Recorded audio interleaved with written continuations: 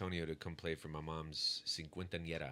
Dude, that's dope. Yeah, that's And cool. that was my first like Quinceañera. yeah. That was like my mom. She never had one, so she was just like, let me do this, and I brought it to Kansas City for probably like the second time, and I was running my festival, and Stranded was there playing, and I was like, you got to check these guys out, because she was like doing some promoting for some conjunto bands in San Antonio and stuff. So it's like, you got to check them out, and like loved them. So I went down for my party and stuff. So they got hip to just going to Texas, and they have like family over there. They're they're very connected in many ways. That it's crazy. And then they always play like the song San Antonio for me, or like these different, they just become real family. And my family were like, my family's weird, so they were just hesitant. And then by the fourth, fifth song and shot, they were like, yeah, bro, this is go more. Like, it was really fun. Man, that's cool. That's cool you did. They're actually our family. Yeah? Okay, beautiful. Antonio and AJ. Yeah, dope. They're family. Those are my guys. Their mom and Sandy are first cousins. Okay, got you. So they're beautiful. Like, I call them nephews. Oh, yes, of course. Yeah, some just sweethearts, man. Sweethearts. And then, I know you saw that I had them here in studio, and then you see that video that I sent you? Yeah, that was good. Dude, that was so much fun when we did that. Yeah. That's why they all bring the right energy, every single one. Yes. Of them, so it's they had the right energy. I had the right blow up instrument. It's like the whole setup. It was cool, and it was the way I had it set up. I just had them sitting here, and then I had a table in front of me, so I had I had AJ sit next to me during the whole show. Love it. And yeah, it was fun having those guys. And then I love that song "Riding Around." I love it. And I was like, man, I need an intro for the show. And I talked to AJ and Antonio, and they're like, oh yeah, man, So I got their album cover actually right behind. It's perfect. It's perfect. Yeah. Yeah, and then their second album is out. Yeah, I don't know if you've heard that one. It's pretty good as well. Definitely, I haven't. It's saved. It's actually saved. I try to keep up with myself sometimes because I'd be digging, and then I was like, let me stash this for another time. For another time. But now they killer. Yeah, no, that's cool, man. Chris, this weekend, I don't know, they're at work. Is everybody gearing up for the smashing machine? What's that? Oh my God! Are you familiar? Yeah, I'm sure you're familiar with the smashing Want to see machine. it right? so bad. No. What is that? That's the movie that The Rock is playing. Oh. No, what we're worried about Mark Kerr. is Taylor Swift. What about Taylor? She's going to be here in town? No. We Something have a special showing of... give me 1 second. Okay. Oh man, drum roll. All right, yeah, Chris, let me give you a drum roll. You don't need a drum roll. But we have like some special... Now wait for it. Yeah. Let me have it, Chris. Party of a Showgirl. Last I knew, 2,000 tickets already pre-sold. Oh wow. Dang. So I guess nobody else is going to see any of the movies there. What the heck? So it's coming out the same time. The smashing? This weekend. Saturday, yeah. It's just this weekend. Dang. So we're expecting a lot of business for that. So the Crazy. Rock has to compete with Taylor Swift. Yeah. With all Sorry, the he probably will lose. Let me see. Yeah. 1, 2, 3, 4, 5, 6, 7, 8, 9, 10. I've heard great things though. I've heard great, and I like the director because the director did Uncut Gems.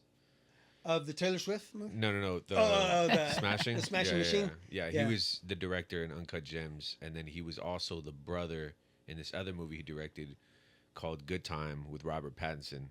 Okay. And yeah, that Batman, right? He's the guy that played Batman. Yeah. The latest that Batman. movie's like super. If you felt this intensity from Uncut Gems, Good Time is even more intense. Yeah, and the Uncut Gems is with Adam Sandler, right? No. Yes.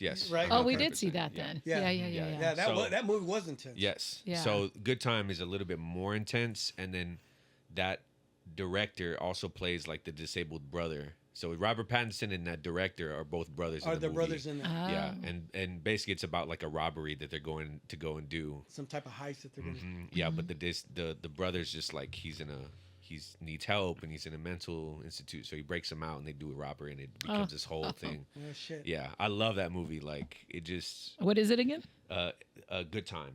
Good Time. Good Time. Yeah. Okay. I remember the show Good Times. Well, that that one goes too. way back. That goes one way too. back. Yeah. Man. Okay, so the movie you're talking about, The Smash Smash Machine. Machine. is yeah. this the one where he's playing a former wrestler? UFC fighter. Oh, UFC UFC fighter, fighter. yeah. Back Okay. when the UFC started. And really Okay. does not look like The Rock himself. And at all. it's They did crazy. that. They did I- that transformation.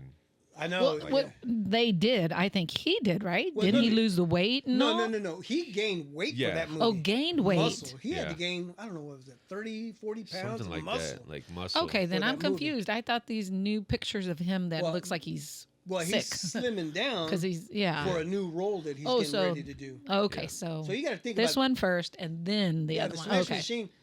I mean, it was probably done a year and a half, 2 Okay. years ago. Yeah.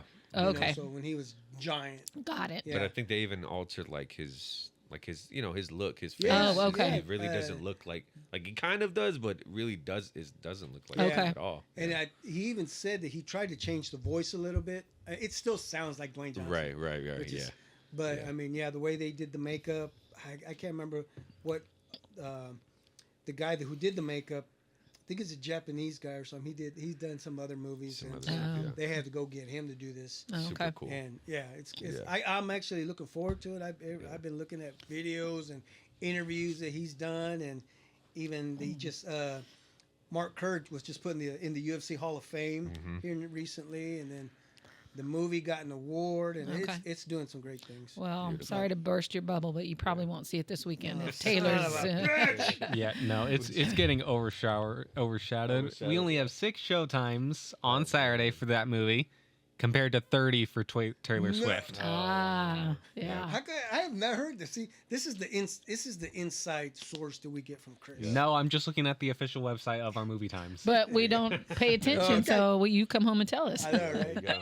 Dang, that's crazy. And you said 2,000 pre-sold? That was the number I last heard when we were looking at this from Crazy. like a week or 2 ago. Yeah. Dang. That's not just the other day? No. Are the ticket prices still the same? Or are they like heightened for Considering this event, ticket prices are higher for it. Oh, okay. About $15. she better be coming out and performing Yeah, for right? whatever price. I know, right? Yeah, For no kidding. 2,000. hmm That's cool. That's so cool. Dang. Is that all that's just so? I mean, there's other stuff out, but The- so few showtimes, it's mostly just Yeah. Taylor Swift. Okay. Oh wow. Wow. So you're going to have to put up with all of the Swifties that come in, right? Yep. Yeah. How do you feel about that? Not It's good. not too different from regular people. Oh, okay. gonna. Well, there'll be lots of popcorn sold and stuff like that, right? Maybe. That's a good thing. Maybe. Yeah. We shall see. Yep. Yeah, that's gonna be crazy. It's gonna Yeah. be it's gonna be and a lot of Swifties, Yeah. Yeah. right? It's just gonna be. Yeah. So It's- Swifties are pretty much anybody nowadays. Yeah, right? yeah. Man. Now that female, she's I mean, become a Chiefs fan, there's a lot of Swifties. I know, Yeah. right? You know what? She hasn't been around here lately. Well, we only had our first home game this last week, so guess whether she was there or not, I don't know. But All right. Well, you know, I'm just gonna let you know that Menace and I, we probably really don't care too much about the Chiefs. Yeah, 'cause we got a Raiders fan right here. oh, Raiders! Man, he did okay. his research. That's crazy, man. See, I had to keep that on the low when I started working for you Maid. know what? Edit that. When I started working for Maid, I was like, man, the Chiefs is like how we make our money. So I was know, like, yeah. let me You know just- what? Yeah. That's like, let me just like not wear the merch, but like be a part of it. You know, like, yeah. No, yeah, I hear you. And I've done the same thing. Yeah. You know, Mahomes comes in. Okay, I'm a fan. Texas Tech. I'm a Cowboys fan. Gotcha, You, yeah. you know, San Antonio. Yeah, as yeah, well, yeah. Right? That's You the know, whole fam right there. That's the whole family there. Yep. Yeah. You know, we need to get started with the show. Let's get started. There we go. Hello, everyone, and welcome back to the Big Modcast. I'm your host, Big Mod. Sandy sitting in with us as always. Chris running the board. The man behind the wheels of steel is what I like to say. You know, the wheels of steel. You know, you're familiar with that. Of course. Yeah, I remember telling Christian, Chris, you're the man. He's like, what is the wheels of steel? Yeah. That's just It's all old good. school, right? Anyway, Yes, sir. but Chris, before I introduce our guest, can you please play our sponsor reads? This podcast is sponsored by Quinn Concrete Construction. The company motto: no job too big or too small. Whatever your concrete need is, they have the experience and the professionalism to ensure a quality job every time.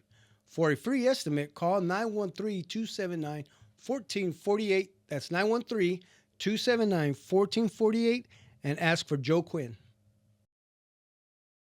This episode is sponsored by Gold Fire Protection. With over 26 years of fire sprinkler experience, Gold Fire Protection has built our livelihoods on established relationships and providing quality fire sprinkler systems. From retrofits, remodels, service, repairs, new installation, and inspections, simple to the extreme, we can help you every step of the way. No job is too small or too big for our knowledgeable crews. For your free estimate, call 913-441-3390 or email us at gochoa@goldfireprotection.com. Oh, wow. Oh, you got a couple matches. But it's Ayala, Maximilian Ayala. So it is, yeah. Yeah, so Okay. he just participated in the Hispanic Heritage Month drop. So he was one of me and him, our homie Dink, and then Anthony. We were the 4 artists featured for the Hispanic Heritage Month drop. Oh, okay. So, yeah. Nice. They all did a piece based on where, like, spotlighting each other. Okay, Yeah. where do we find that? Like, I mean, it's out online. It's In online? the shop, yeah. Oh, okay. Yeah. I think Max, Dink did one for Strawberry Hill. Max did one for Wine Dot. I did 3 based on luchadores, like the family. mm-hmm. And then Ant did a little bit of West Side, a little bit of just like the culture itself. Okay. So, yeah. Okay, yeah. It's sweet. pretty cool. Cool. Pretty But cool, you know, yeah. let's go ahead and introduce our Yes, guests before let's we do get it. any Yeah. further. Ladies and gentlemen, please welcome our guest for the evening. Man of many hats, straight up entrepreneur. Give it up, ladies and gentlemen. Check this out. Check this out. Oh man, let me do that again. Again, please welcome our guest for the evening.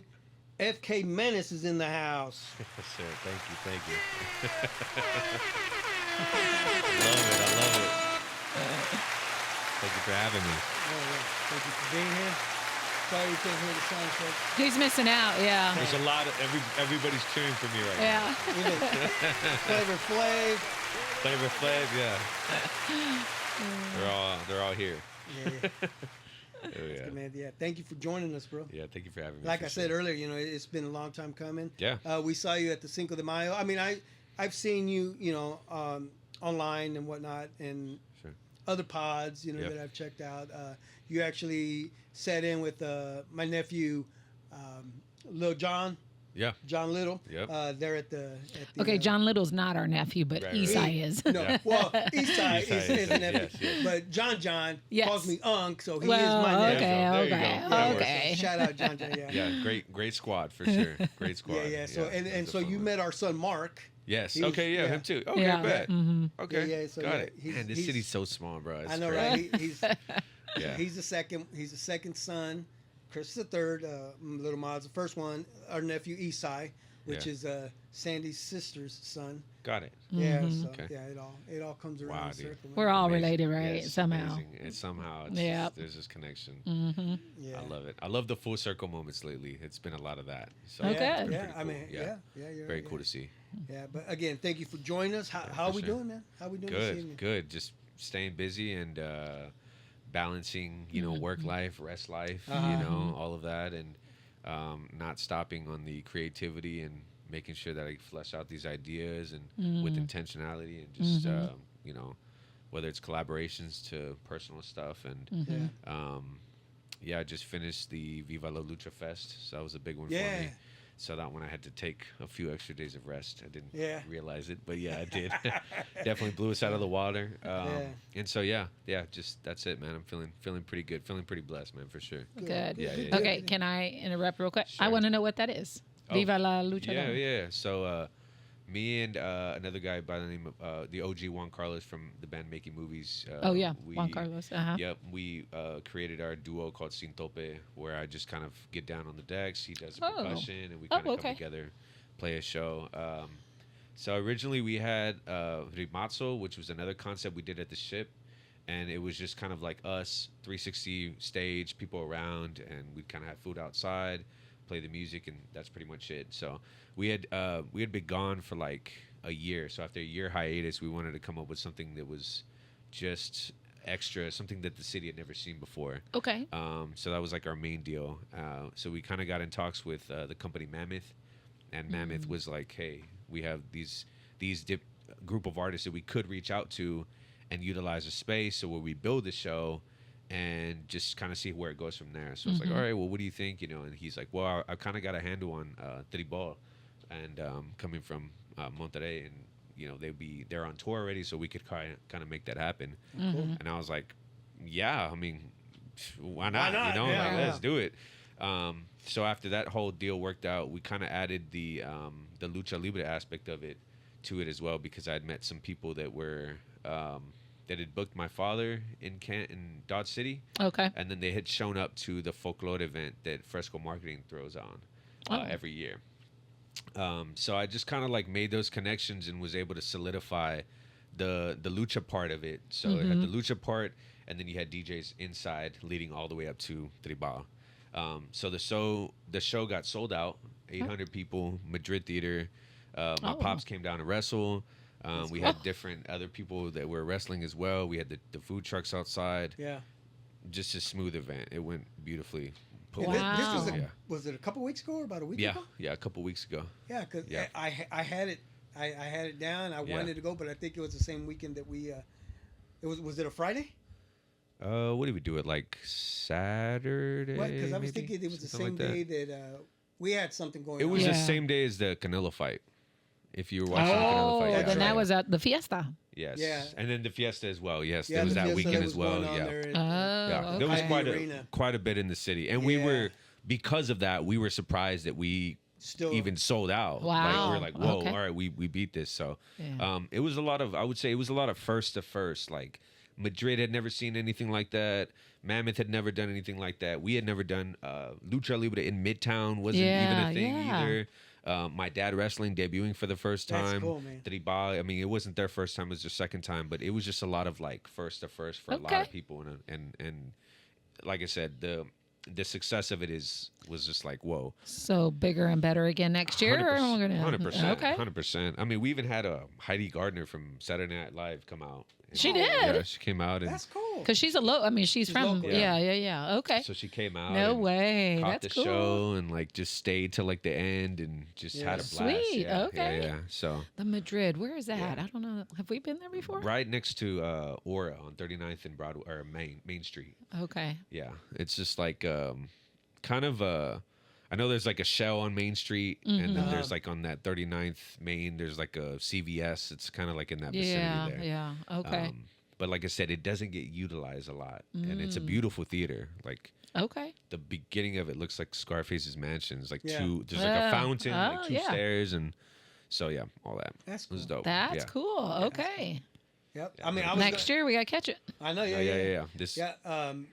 And I was going to ask, how was your summer? Well, hell, that's part of it. But Oh, it's I part mean, of it. But it's like you're working all the time. It you know? blends, man. Yeah. It blends. Is there? I mean, did you Yeah. do anything fun beside work? Beside I don't think. I feel like it's all fun. Like opening Yeah, up for yeah. war. Like I mean, Yeah, that's no. that's fun. Like Yeah. holy Yeah. shit, you know. Okay. That mixed with just like the projects that I get to like complete is fun to me. Yeah. It serves as it's fun and as it's going out. Mm-hmm. You know, I'm not. That's your high. When You know, yeah. like it's everything grouped up into one. Like Yeah. I don't really go out too much, but if I do, I'm gonna go support. Maybe stop by different events for like 15 minutes to an hour, and then dip out. And Mm-hmm. you know, I'm just like, all right, let me just get back to the lab and keep Yeah, working. yeah. But keep, yeah, like Keep if I grinding. yeah, 100%. I mean, if I Yeah. get to play the music and show out and really put all into the experience of the show, that's just as much as like hanging out and having Yeah. a couple drinks to me. I don't know. I just I Okay. love it. I love it. I'm No, passionate. okay. Passionate for that's sure. dope. That's dope. Yeah. So born and raised in Cali, No, born in Oakland, Oakland, And California. yes, and I grew up in San Antonio, Texas. So Yeah. to like the age of 5. if Yeah. I'm- right? And then grew up in San Antonio. In San Antonio, yeah. I came And here you in came here in 2012. KC. Yeah. Yeah. Oh, that's cool. Okay, 2012. Mm-hmm. 2012. Came Yeah. where in That's cool. 2012? Here. To KC To from K- San Antonio. Oh, you've been Yep. here that long? Yep. So Oh. I just hit 13 years August. Oh, Yeah. okay. Okay. Crazy to me, but yeah, we're here. Hmm. And what was it that brought you to KC? Go to I went to the Kansas City Art Institute. Okay. Yeah. Oh, Yeah. cool. So I did like a year and some change, and then I just kind of Yeah. got out of it and wanted to figure out my own way. So was that your first experience after high school or something? Then you came this way to go to the institute? It was directly after Yeah, high school okay. for sure. Okay. I'd done like a pre-college situation at the College for Creative Studies in Detroit. Oh. And I'd spent like 2 months over there studying interior design and furniture design. Uh-huh. And then I just kind of In Detroit. yeah, Detroit, yeah, which is a lot of fun. Like Yeah. it was. I mean, it's very much like a historic city that was, you could see the wear and tear from it. I can only imagine what it looks like now, but we were like in the inner city, but they had some like great teachers, some great like mentors that showed us around the campus, and like we had a blast. So Yeah. Okay. yeah, cool. so Okay. yeah. So when you were here at the Institute, the Arts Institute, were you still in that same field of The furniture? Yeah, Yes. I had wanted to do that, and they Okay. didn't have it. Oh. But it's like you grow up with like minimal. You're like, I'll take what I could get. So Kansas City was just the one that offered the most Oh, to get okay. me out of there. Okay. And they were like, we don't have this, but we have regular design. Okay. Just your simple design. Obviously, the same rules apply, just in a different field of it. But yeah, you have to make your decision. And it was between, I think it was like Kansas City, I think in order, most money, Kansas City, Detroit, and Laguna Beach. Oh. It was between those three. Okay. Yeah. So I was like, I don't know, man. Like, but at that point, I was just like, just get me out of here. I was just willing to get out and just go with whatever. So But you came somewhere colder than San Antonio. I did, yeah. And I didn't mind it. I guess Okay. I don't. it just didn't, like, I'm not used to it still. Yeah. Still. But yeah. But I can Yeah. my body's adjusted as Yeah. much as possible. But yeah, I didn't even think about that. I just was just like ready to just jump off Okay. and just get after it. So yeah. Were you always like that in high school then, growing up? I mean, just I was very like just cooped up. I was just doing a lot of like painting and okay. drawing and stuff like that. And Uh-huh. then, I just was focused on like art in general. Oh, And, like, okay. going to Okay. wrestling shows and just, Oh, okay. yeah. Well, you know what? Let's go ahead and take a step back real quick. Yeah, let's do it. Yeah. So, you have great childhood memories, would you say? Yeah. Yeah. 50-50. Okay, so 50-50, yeah. okay, so let's start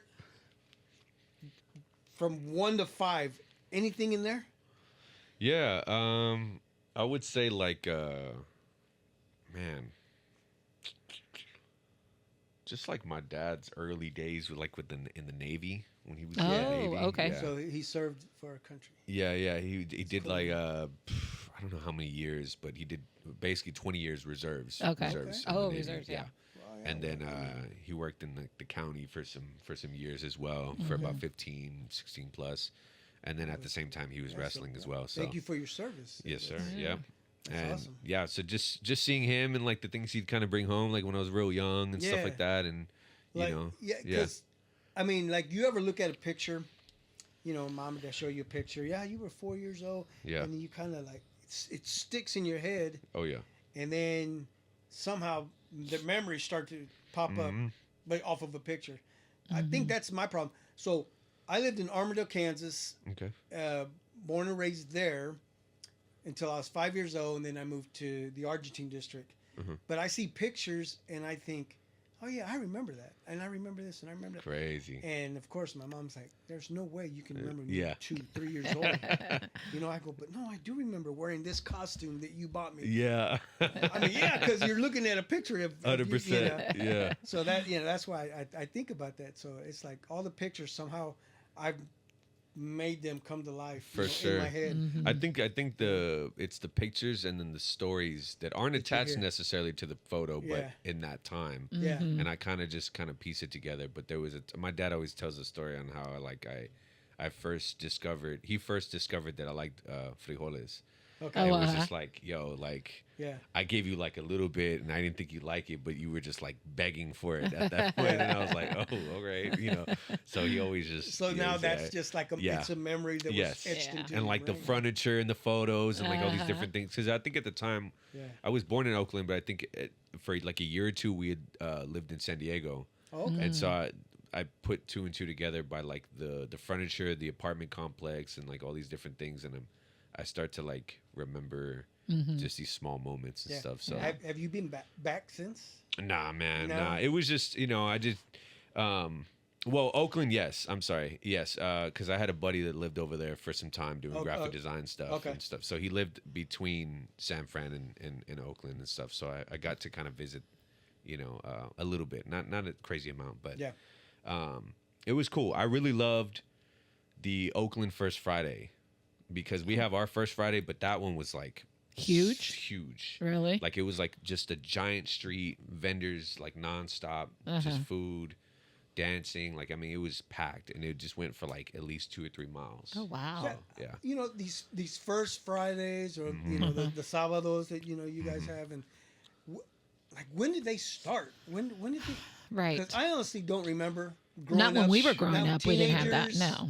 Back in the 80s, I don't remember anything about any First Fridays or Yeah, I'm not too sure. I know second like Thursdays or Yeah, like I know the first Friday when I experienced a little bit of in San Antonio. Okay. Like I knew that was a thing, and I thought that was a thing just for us. Oh. Then I found out coming here that they do it that as everywhere, well, and I was like, oh, okay, well, that makes sense. We are an artist city, is what it. It's our college, so there's artists out here, and then yeah, I was always very much appreciative of the vibe that it brought.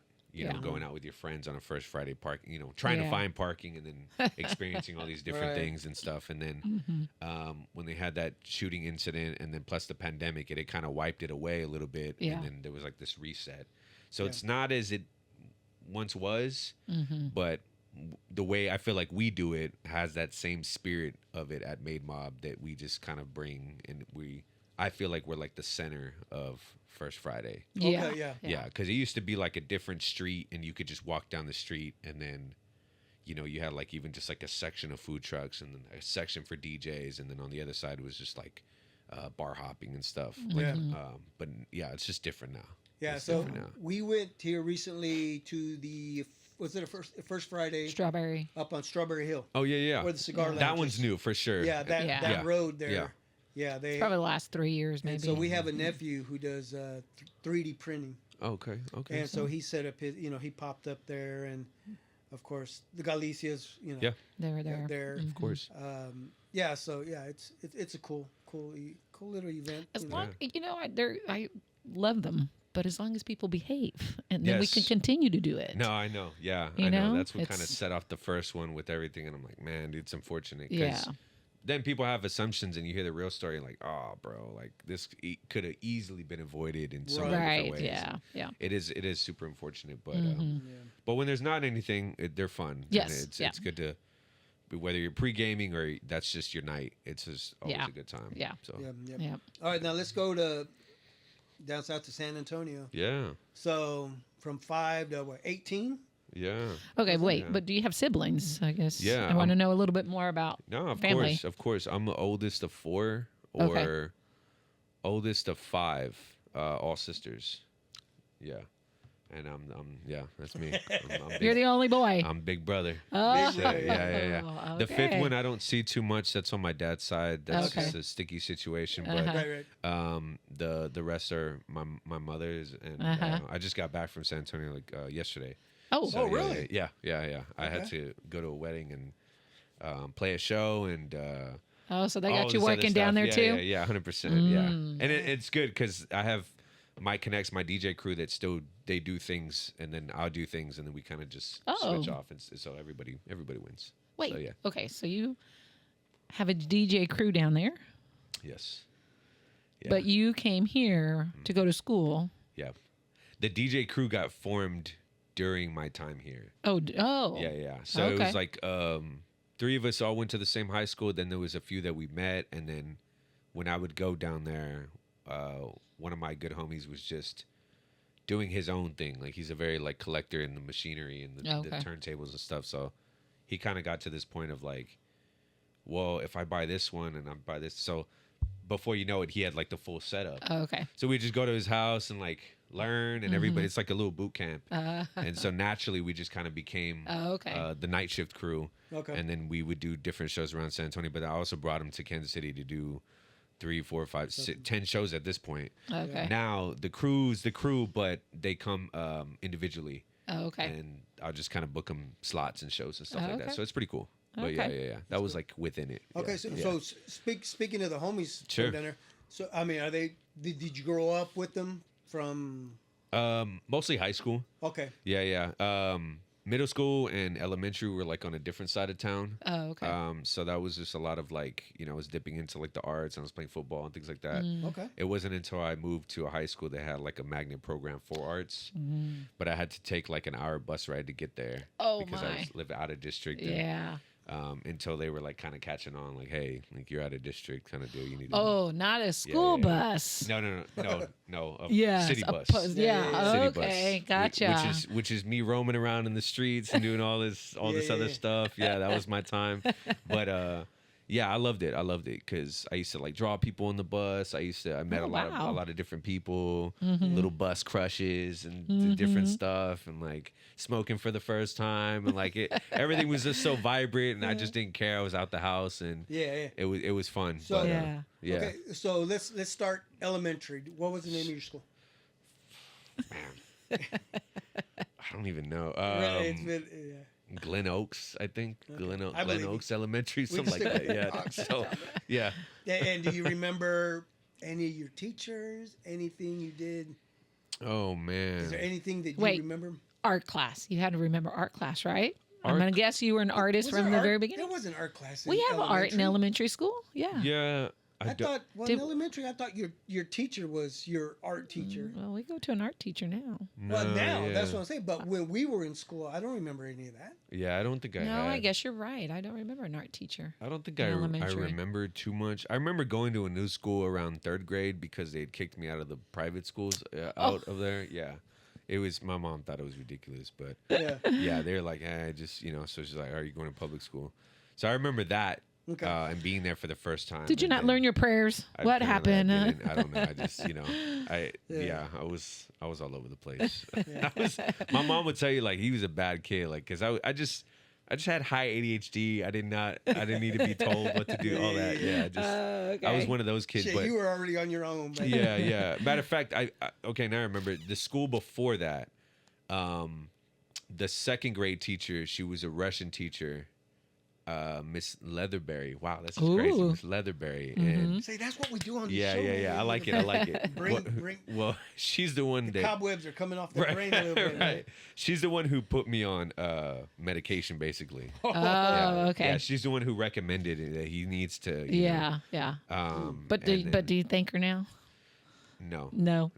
You didn't need it? No, because what I realized. Okay, I'll kind of spit to you like a fast history of like the All right. the medication. Is like I got put on it. It helped me focus on the grades, right? Yeah. Calm me down, and that lasted up until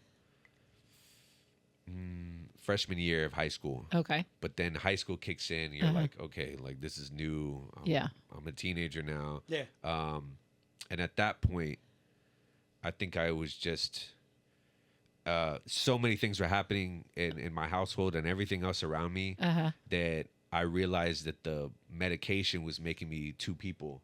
Oh. So it's like before I took it, I'd interact with all these kids and I'd be me. But then at a certain time, they're like, okay, you need to take your medication, then go to school, go to class. Yeah. Then I would change up, and then people were like, what's up with this guy? Like, you were just like this a minute ago. Now you're like this.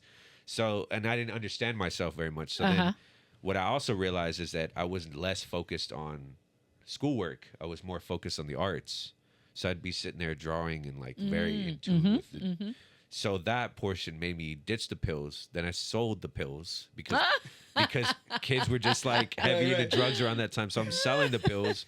And I did some stupid stuff, but my goodness. I got to a point like I sold them all, made my money, and then I left. I kind of like they fed me off. They're like, okay, well, he's obviously not taking them anymore, so we're just gonna, bare bones now. So after that, I think I just kind of I never took any medication again until as an adult, probably like 2017, 2018, I was working sales. I was cold calling. Oh, And so they have a quota like, hey, you need to make 120, 50 calls per day to meet your quota for calls. Right. And I was like, all right, I'm selling security systems. I'm whatever. And I'm realizing I'm not focusing enough, but I'm also like cooped up into like this cubicle. Yeah. And so I'm like, bro, like, all right.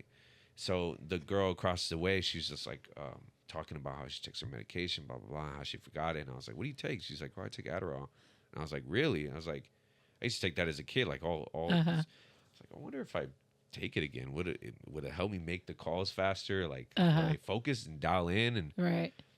it took like half. I started drawing. I didn't focus on the calls at all. I just started sketching again. And mind you, I had already dropped out of school already. So to be drawing again, because drawing at the time, or painting and drawing, had like it was a way to survive basically. So to get out and come to a new city, the survival tactic was different, and I didn't need to do that so much. So drawing and painting didn't serve a purpose as much anymore, and I was just like kind of just ditched the idea of it, or kind of doing art in general, until I found the music portion of it.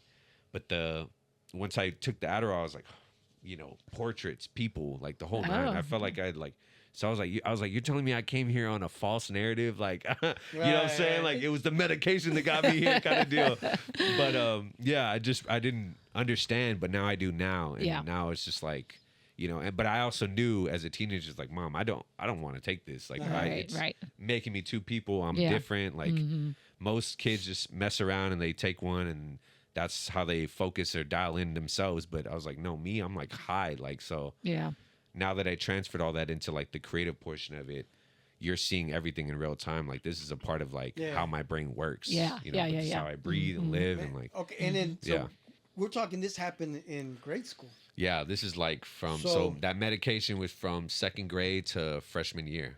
Oh wow! Yeah, okay, yeah. So So then freshman year, yeah. So then you go through middle school. What was the name of your middle school? Patton F Middle School. Okay. Yeah, yeah. And I was playing football around that time too. Okay. What was the mascot? Oh man. Wow. Come on. The Texans. Oh yeah. Yeah, Patton F Texans. Okay. Yeah, yeah. There you go. Okay. My high school was the tricky one. That was the Robert E. Lee High School.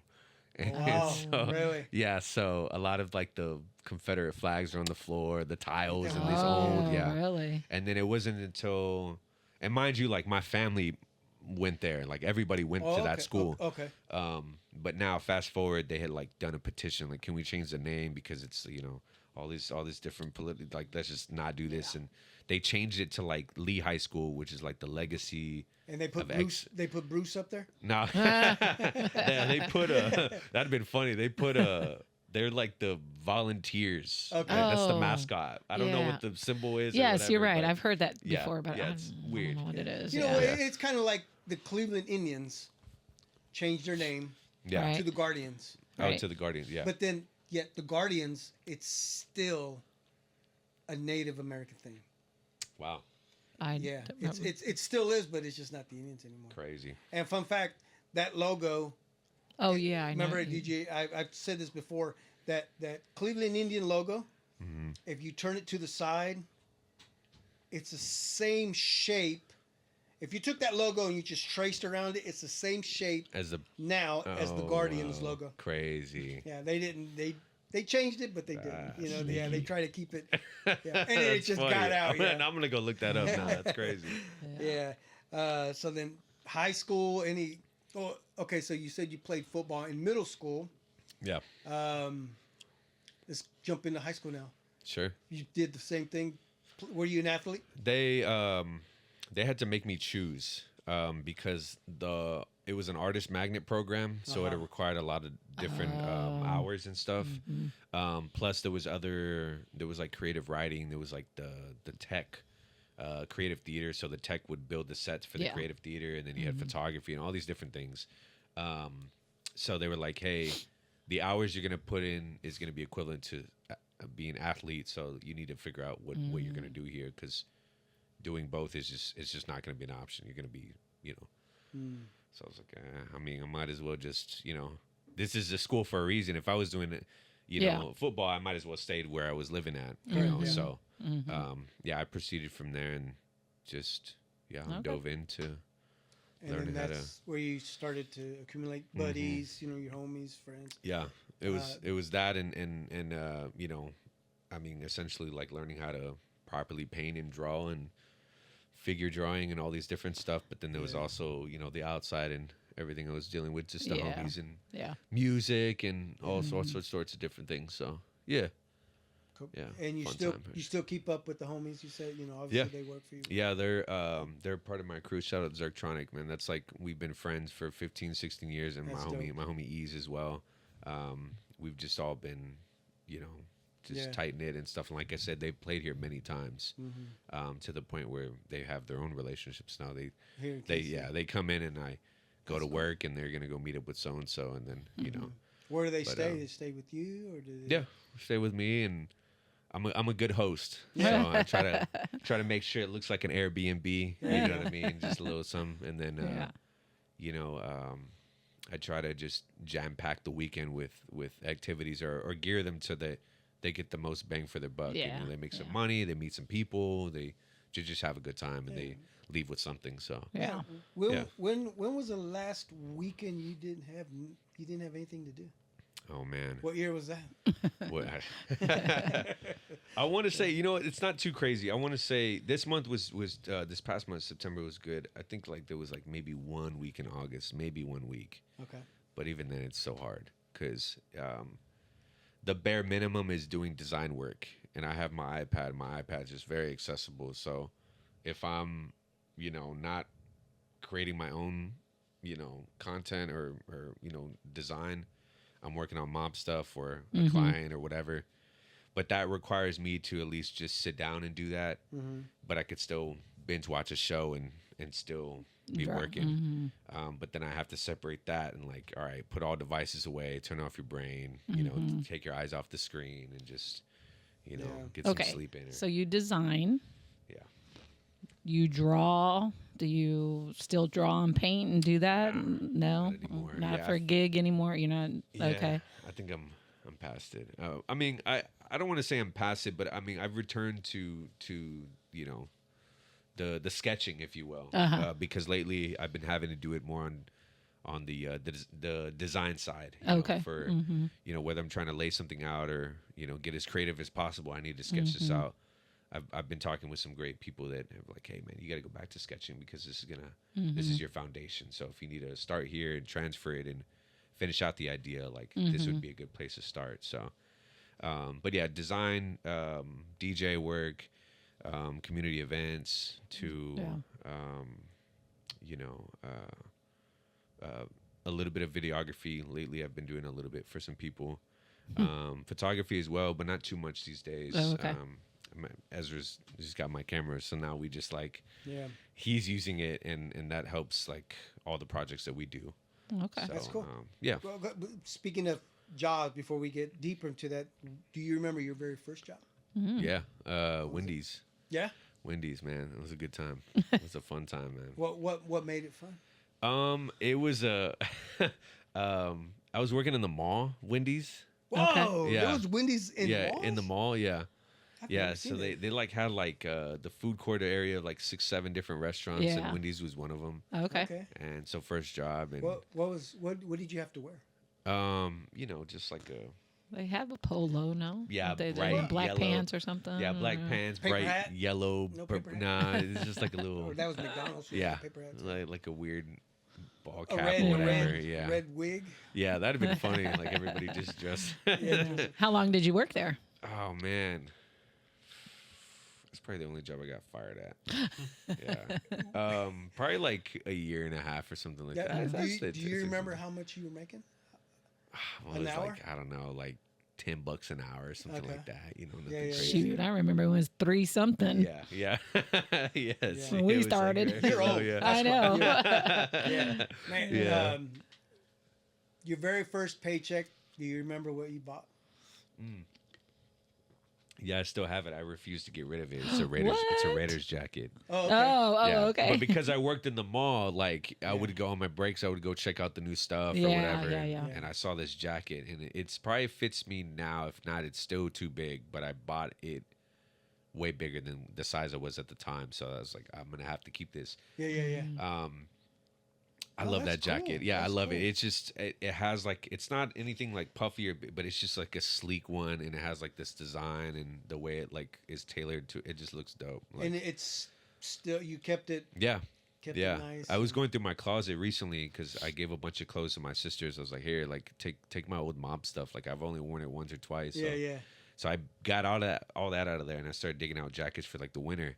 And I was like, man, this jacket's just still good. Like, I'm glad I bought it. So yeah, I do remember that. Yeah. Okay. That was the first paycheck, first product. My mom was like, "That's dope, actually." Like, Back then, what do you think you paid? I think I was just thinking about that. I think I paid like $90, Okay. $90 for it. You know, at the time, I think the paycheck was like $200. It was like half of it gone. But yeah, I love that jacket, man, and that job taught me a lot. So That's cool. yeah, it was cool. It was a good time. Is that mall still there? Yeah, it's still there. I don't think there's a Wendy's in that spot anymore, but I think that's the only spot that's there is like the Italian joint. That's like probably the biggest one there. But they like serve pizza and stuff like that. So that mall, was it also a hangout spot? I know. I was thinking the same thing. Did your friends come to see you there at the mall? Yeah. When they you were did. working? They get Matter the of fact, hookup? yeah, they did. They only got the hookup in Nuggets? sometimes, but Frosties. I guess yes, the Frosties, but they do the mini ones. They don't do them now, but they were like the mini Frosties. So I used to hook up the homies, and then I also used to get numbers that way. That's a good idea. Yeah. And then they put me on the register towards the wall, so it's the register in the wall. So I just, right in there. Perfect. Yeah. Come by, no look. Yeah. Great And then I was simple also process. like, I never broke the character of just me. So I'm talking shit to my peoples out there. Yeah. Like in the courtyard. And then during work, there's like no professionalism for me whatsoever. But, like, I don't know. Everybody was just so loose and just easygoing. And it didn't matter, but it did matter. I mean, where I'm working. Right, So, right. But, I'm like 15, 16. I didn't care about Right, it. right. Just having a blast, bro. When did you start driving? Oh, man. Probably around the same time. Yeah. Yeah, same So time. did you buy your first car, or was it a hand-me-down from? I think it was like, man. No, I think... Hell, what was it? I don't even know. I know what it was. I don't even know how I got it, but it was just like a 20... I don't know. It was a Honda. It was like a gold Honda. Yeah. That was just like a to and from, and then I guess like it finally gave out. Like they had bought it for like $2,000, like off somebody. Those Hondas back in the day used to get people would steal them some bitches all the time, right? Yes, and I think So that's what they were scared of too. It was a stolen car that you were driving. Yeah, who knows? Who knows? I mean, it could very well could have been. Yeah. Yeah, and then I think it just got rid of it and didn't have anything else for a minute. Yeah. So that's where your gas money was going in, right? Yeah, a little bit. Like I said, it was finicky, so it was good for like the neighborhood, but to go all the way to work, because it still was that. Like you said, you're there and back. Yeah, because it was where the mall was the same place as the school, and I would still have to take that hour back. Oh, okay. Hour bus ride, but like 20-25 minute drive. Yeah. So we just kind of, once I moved with my grandmother, I was like, hey, go to work, go to school. You're in this area now. Yeah. Yeah. So yeah. Oh, okay. That's cool. Yeah. So, we've already touched on it. So, you're 9 to 5 now. You said you've been there about 2 years or so. Yeah. That's crazy. I don't even use that term 9 to 5. That's funny. No. But yeah, I what is it, 7:30 to 3:30? I don't know. You know what? I just don't consider it work. I think that's what it is. Like it's just my home. You know what I mean? Like I go in half the time. I'm You get either. paid? Yeah, of course, Okay. and obviously it's like that. You have a job, right? But you'd be there. You'd work there without even getting paid, though, right? I think I did at some point, like when I started. Yeah. I was just like, I'm just helping out, whatever. I think at one point they're like, hey man, you want to close up the shop for us? And I was like, cool, man. So everybody's leaving. We finally found somebody. Yeah. Found somebody to close for us. Yes. But yeah, it's just I don't know. It's just a home. So sometimes like, when I try to get the duties done as much as possible, sometimes I get carried away with my own design work, so I don't attend to it too much. But you have a cubicle? We just have like a community table in the right when you walk in the shop. There's a whole table where we all just work laptops. That's cool. Where you guys located? Right down Southwest Boulevard. Yeah. Yeah. Okay. It's right with the mural. It's right there. Yeah. Okay. Can't miss it. It's in the crossroads. Yeah. Right there. So you're right Yeah, there. right there. It's right, Right there. there. Right there. It's right there. So you'll see it. Yeah, it's right You'll there. see it. Hang on. I want to go back to your. Sure. Okay, well, I gotta hit my. Yeah, rewind. What was it like growing up with just sisters? Oh man, they're all so different. They're all so different. All different, but the same. I raised the last two. So there's a big age gap then. Yeah, a decent amount. It's so I'm 31. The next one down is 26. Okay. We're 5 years apart. Well, I thought I was gonna have to pull my Jeopardy music You out. went- right. 26.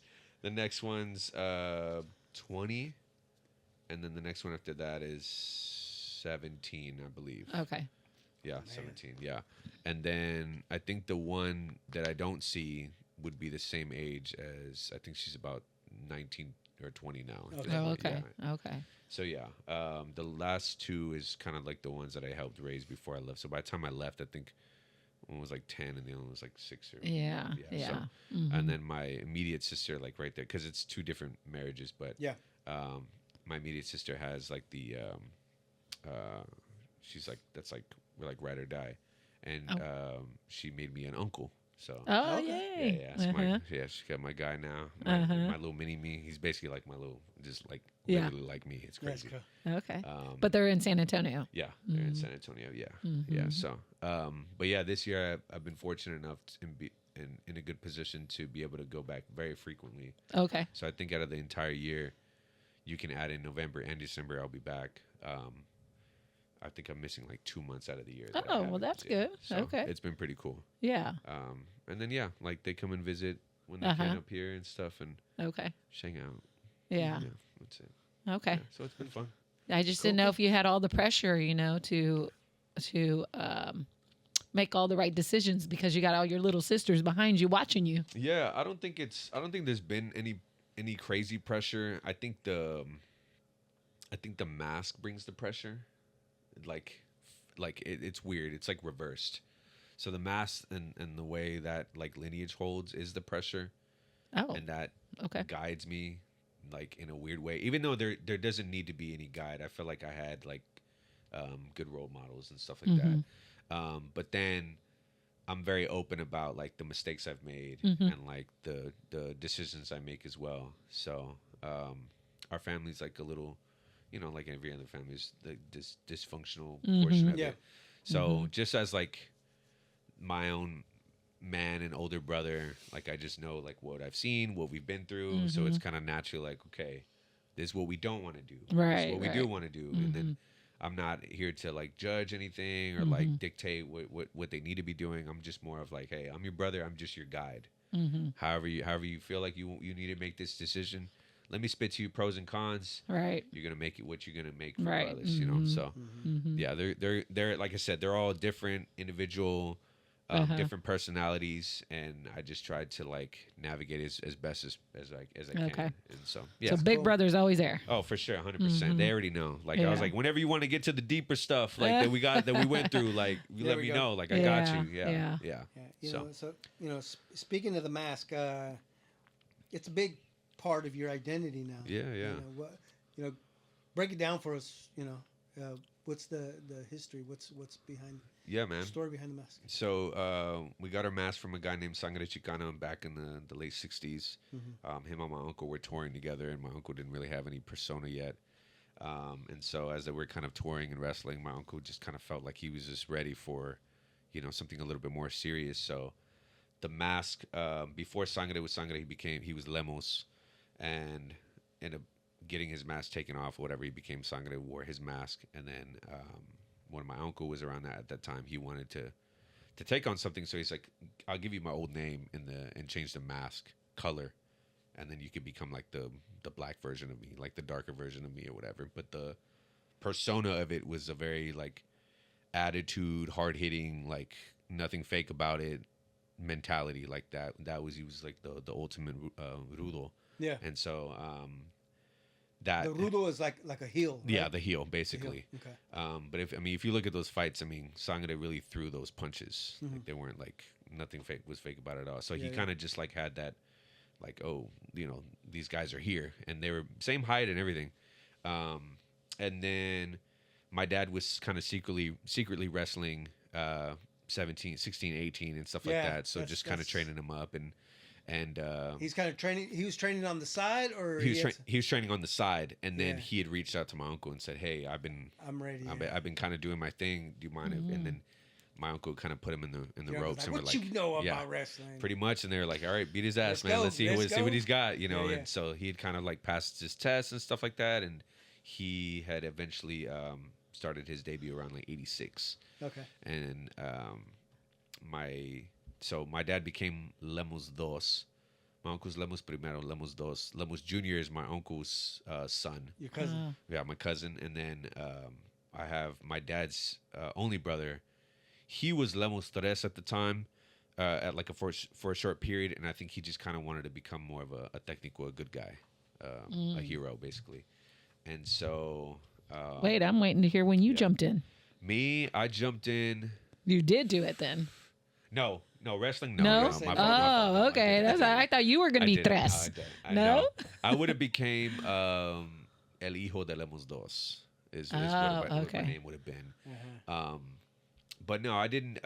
Like I said, I'm an artist at heart. Yeah. So the fit, like I don't mind. Like I love playing football. You know, I love the physical portion, the sports and stuff like that.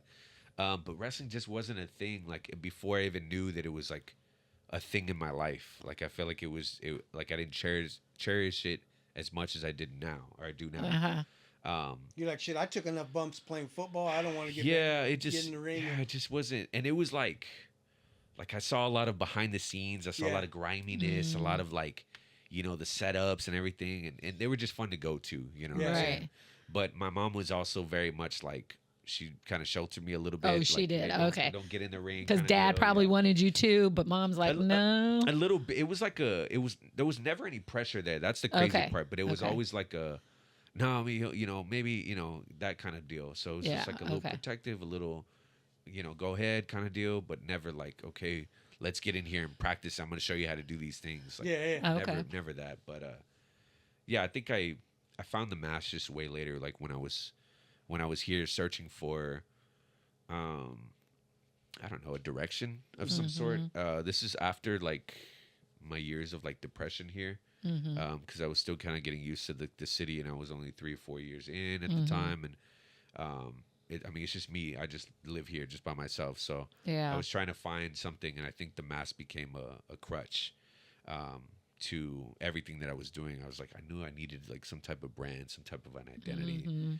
And there's like a few masks that were given, but there was just one that fit me correctly. And I thought, okay, this mask has like a similarity. It's not necessarily the one that we've been using. I think there's different renditions, but this one will have to do. And so I just kind of threw that one on. And then, rest is kind of history up until now. So you still have that one? Yeah, actually, I brought it with me. Oh, yeah, it's let's kind check of it out. crazy, but it doesn't look like it because I wore it so much. Wore the hell out of it. Yeah. Oh. So yeah, this entire deal used to be all chrome. Oh, Like wow. silver, like you could see yourself within the grid itself, and I wore it so much that it like deteriorated basically. The sun and like everything. Yeah. Wow. Yeah. So how long did you wear it? Would you say you wore it? Man, I don't know, like 2-3 years maybe. Okay. So I that was wore your it for a very minute. first mask. Yeah, that was the first one. The second one, I actually brought the So second then, one you too. need to put that on the mannequin head. Yeah. No, One of them, they, and then, they have well, certain- you probably do have it on the mannequin head, right? Well, those two I do. Yeah. Okay. Those are the more prestigious ones. I feel like I came out with this one, but this one was supposed to be that one. So the concept was, do you know Dink? Chris. Yes. Dink, right? Galicia. Yeah. Dink was. I've known Dink since I moved here. First 8 hours, I met Dink. Oh, okay. At the Yeah. Art Institute. And so that's like okay. Yeah, Okay. that's like one of my brothers. He had did like he's like, I'm gonna help you out with your logo. I'm gonna vectorize it for you. Well, he did like a 3/4 view like this, and it showed like the grid, and the other side was like the shadow of like my head, like as you would like a normal human head. Yeah. But I was like, oh, it kind of looks like a split mask, Yeah. like the way he did it, and I was like, oh, that's pretty cool. I was like, man, what if I made that mask like black and then the grid? And I was like, it looked pretty cool. And then my dad didn't remember that designer, so my cousin, I used my cousin's guy in Mexico. He makes all my masks. Ah. He didn't have the grid portion, so I was like, all right, just do silver then. Like, let's just still make it come to life. But I'm cool on just like a regular silver texture. Then he added in. Dink actually added the 94 on the design, and then my cousin actually added the FK on by himself.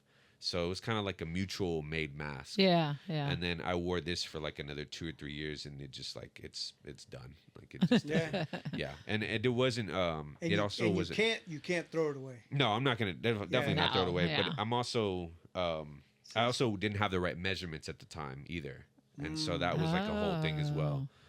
But until I got a little bit more serious, they were like, okay, we need to measure your head so that way every single one of them can be made properly. And so measured a couple times, and I say a couple times because me and some of the squad had measured it out and then realized, okay, I think we measured wrong. So before it was gonna get made, we remeasured it, and we're like, dude, we were way off on the neck. Like it would have been like, Yeah. And so we sent it in. And I ended up making the what's called the golden era, which is in here, and it kind of goes right back to like where we started, which was the black and gold. And the black and gold, I did this one like turning 30 because 30 is like your golden era kind of deal. Yeah. But I wanted to pay homage to like the color, but then I wanted to add me. So as you can see, like that gold one here is like where we started. This is my dad's rendered one, so he added all the Aztec stuff on Antifas, and then this portion right here, he added that. And then Oh, cool. Yeah, that is cool. So for me, I was like, I like all the markings, but those markings aren't me. So I kind of made all these about music. The top is supposed to be like the glare when a vinyl spins. Okay. Kind of like when you would draw them out, like as a just regular. Yeah, to make it show It's just okay. Yep, it's how it spins. Okay. Yeah. The middle is like a frequency here. Like I'm giving you. It's kind of like. Yep, basically like that. Yep. And the side is like it's like volume, but then it's also like progression. Like we're meant to move forward. Okay. And then on the back is like the Roman numeral 5, because if you counted them in order, I would be the 5th one, but technically I'd be like either the 3rd or El Hijo. But then it's also like I'm born in May too, so it's like the 5th, and then it showed up on my birthday and all these different things. So Okay. So yeah, then I just kind of said like, okay, I'm gonna stamp that and just these are my markings now on every one of them. And the 5 I see it. The 5 also works for the siblings, you and the sibs. There you go. That too. Right? Yeah. And so with all those connections, I kind of was just like, how do I make it me? And I love them. I mean, and so you say you get them made in Mexico? Yes, through my cousin's mask maker, because my dad, his eyes are a little bit more pointier. But these are a little bit more square. Yeah. Yeah, and I love the way. I didn't really like the way the other one fit. That last one, you can kind of see the eyes are real triangle-ish. Oh yeah. And so when I first put this one out, I was like, dude, this is it right here. Like the eyes, the shape of it, the way everything's laid out. I was like, I'm golden. This is where I want to go with it. So okay. So yeah. And what made you choose those colors this time on your new one? Green is like this was here's wait. Yep. There you go. That's the green. That's the green. Oh, money. Yes. It has definitely become it's the anthem, right, of the year itself. So green was like not only as a kid, right? Green was like my favorite color. Oh, okay. But also people ask me like, "What's your zodiac?" or whatever. I was like, "Can you guess?" Because I feel like it's very easy, and people are like, "I don't know." And then they finally land on Gemini. I said, "I wear a mask, so it's 2 different people, right?" And so with that, the green would be like our stone is like emerald, right? So it's like very. But when I first displayed it, I said, there's all these different reasons that I could give you and come up with. There's so many different connections. Yeah. But I said, after having a conversation with my mother on the phone, she's like, green means go. So like, this is your year to go, to move forward. Yep. And so, and it was that, because when I touched on this one, this is the year I opened up for Ice Cube, and the Ozarks. Oh, and then, wow. when I put this one on, it kind of was just like this forward momentum. Like, okay, all the ideas, anything that's like little that I want to get rid of, anything that has just been sitting there, we're gonna go ahead and do. We're just gonna move and have this forward, even more forward. Step on the gas a little bit harder, kind of do. And so this kind of came in line with that. That's cool. But then I had another one made that was like, I call it the silver bonus, because this one is just like another concept that I was working on way before, and it was delayed, but I got it, and I was gonna wait to debut it, but this has become more of my special occasion mask. Oh. So if I do have a special occasion, I want to tailor it nicely. Maybe I'm in a suit, or maybe I'm something nicer. Yeah. I put on this one. Oh, okay. And then this one serves as that too. However, I'm getting another one remade, so it's just a little bit nicer and crispy. Oh, okay. Because this one's been worn. Yeah. But yeah. And so you started the whole mask how long ago? Man, 2018. It was during the pandemic. Okay. Because at the time everything was online. Right? Okay. DJs were streaming online. Yeah. Obviously jobs weren't in effect, and I had time to actually sit down and create all these little ideas and start somewhere. Well, shit, So- we were all wearing masks. Yeah. No, that's yeah, true. Literally, yeah. Pretty much. But your mask is open But, here. Yeah, this is open, man. Yep. We were all covered there. Yep, definitely. So it very much became the theme of it, and it allowed me to kind of sit down as well as any other entrepreneur that was thinking about doing something. They got to sit down and work on that. Yeah. And that kind of like spiraled off into me just making a ton of content and just being outside where I could, and just But it definitely set you apart from everybody as well, too.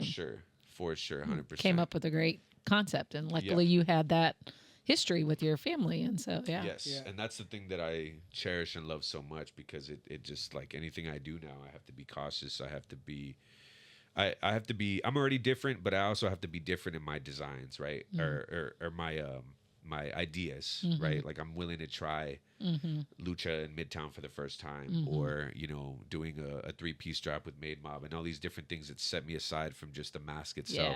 Yeah. I don't want to ever rely just solely on the mask to stand me out. Yeah. like the There's more creative. to you. Yeah. 100%. So I always tell people, I don't put DJ at the beginning of my name, because I'm more than just a DJ. Yeah. So, Yeah. Yeah, that makes sense. So I watched the how do you say, El Baúl de las Máscaras, your father's. Yeah. That was so cool. Well done. Well made. Thank you. It was awesome. It was Shout out to Ezra over there. Yeah, he helped me do it. It was really good job. Yeah. It was awesome. We did Yeah, that. and I need to I show haven't you. seen it, yeah. I was going to yesterday, but I was so busy yesterday. But Does it go back to the history, or what? It's actually it's just my father and all his masks, and he tells a story for whichever one he wants to tell the story, or he just kind of just shows it off and displays it. But yeah, we just had an opportunity to sit with him, and that's cool. I thought, like, man, we're not getting any older, so the more I can archive, like, let's do it. So just you just did the exact same thing your father did with all your masks here. Yeah. So pretty much. Yeah. It's documented now. Yeah. It's documented. You have your own video now. Documented. Yeah. Just like your dad did. 100%. 100%. But now Yeah, you're it's right. Our parents aren't getting any younger. Yeah. Right. Yeah, so if we have time to really do that, I mean, this show was his bucket list show, because he wanted me to DJ, and then he comes out to his music and wrestles, so he wanted that to happen. That's so and we cool. got to fulfill that little bucket list thing. But he was very like, all right, what do you want me to do, kind of deal. And so I just said, just put them on, hold it for like 10 seconds, talk about it, talk about any matches you might have taken on with the mask on, and just give us some history, and it just that's it. And so it was cool because yeah, had a story for each one. That is cool. Just like you did. Yeah, 100%. That is cool. And Okay. it was so much fun, and we actually have it's kind of exclusive, but we actually got the whole family together at some point. We were able to reunite, and my primero and junior hadn't seen me since I was 6 years old. Wow. So they got to experience me as an adult, and like be present within what I do, and they got to kind of just talk and go through history, and you sorts of guys stuff. recorded it. And we recorded Yeah. it. Yeah. So we're gonna see what we do with that, but No, that's gonna be Yeah. I'm cool. just gonna hold on to that for a minute. Yeah. Just let time take its. With technology now, I mean, we didn't have these opportunities back then, Yes. and now, Yeah, you know. when I started doing this back in 22, one of the first things that when I started doing this, I wanted to do it just for familia. Yeah. I just said, you know what, let's just do a pod, get family in here, let's talk, and we'll put it on our Facebook page. That was all I wanted to do. Yeah. But then it just got bigger, and we started coming up with different ideas, whatnot. So now I like you said, I had my uncles come in, my dad's brothers. My dad left us in 17. He's passed away. So the ones that were still remaining came in. We sat down, made menudo. Sandy and I and my mom, we made menudo for the family. Beautiful. I told them, I told my uncles, I said, please come over, have some menudo, and then when we're done, we're going to sit down and talk. Yeah. And it's exactly, we came down, we talked, and so we have a family softball team, men's fast pitch softball. And we just celebrated 50 years of our team, of our ball team. Amazing. Yeah, so it's been around since mid 70s. Yeah. And they came in, they talked, they gave us stories. Yeah. I just asked the questions, and I just wanted to hear some history. I love that. So I love that. We talked family, and then we talked softball. Oh man. And how it all started, and what is, and why are we called Los Indios, and who came up with the team, and it was cool. Everything, man. Yeah. All the history. And I would still like to use this platform for if somebody was to say, you know what, I want to record some history. Yeah. Can I bring my grandpa in? Can I bring my dad in? Yeah. Let's do it. That's good. Yeah. Yeah. Let's do it. And then, No, we need that. We and need it'll those. just be for them. I'm not going to put it out. No, 100%. Yeah. I love that. I love that. Yeah, we definitely need that. I know I needed it for myself, especially like I said, reuniting with family that I don't really know. That's the crazy. I know them from afar, but I think I like to say that I kind of got dawned in that moment because they got to watch me for like the hours that I just spent with them. I mean, not even a full day, just hours. Yeah. And my dad's like, what do you think? Like, like you're seeing him, he's like, he's on point. Like, he's doing his thing. Like, he's good. Like, he's got it. Like, he's respecting the mask. Like, it's funny because my uncle only asked one question. He's like, when do you take off the mask? I said, when I go home. And he's like, okay. Like, he already was just like. Yeah, so you got the blessing. Yes. To where you don't need to be in the ring because you're doing it. Yeah. He saw, because my family also has a history in music as well. Okay. So like it correlates. Like my cousin would say lucha libre and music is like within our blood. And so the fact that they're seeing me on this side, not a wrestler, but taking it on, and whether it's making music or playing music, they are just like, okay, cool. Like, and I think the best moment about that meeting was like everybody just, nobody said, hey, bring your masks out. Everybody just randomly just started putting every mask on the table, and the entire kitchen table was filled with 5 masks from me, 5 masks from my dad, my cousin, my uncle. He only has the one, so he just took out his one, and we were just like, that's cool. Man, looking at him, and like, and so and then they're all different. All different, yeah, and they all represent like each other, like because my cousin used to be in a metal band. Now he's in a cumbia band, but he was in a metal band. What a change! Yeah. So yeah, super change. But he had a little bit more of like jagged, shapes, and it looked very rocker like, just like very extreme. Yeah. And they went with the pants and like the whole outfit. Yeah. And then my dad was more of like the Aztec on the stripes and like different variations of color and tones and swaps and stuff like that. So he was that, and then my uncle, of course, is like just the straight gold, the original. Yeah. So to see everybody's personality within these masks, and to look at like the fabrics or how it was made, the craftsmanship was just like, it's amazing, bro. Like I kind of just felt like, oh man, like I found like this is where I come from. Yeah. Like this is what I've been missing.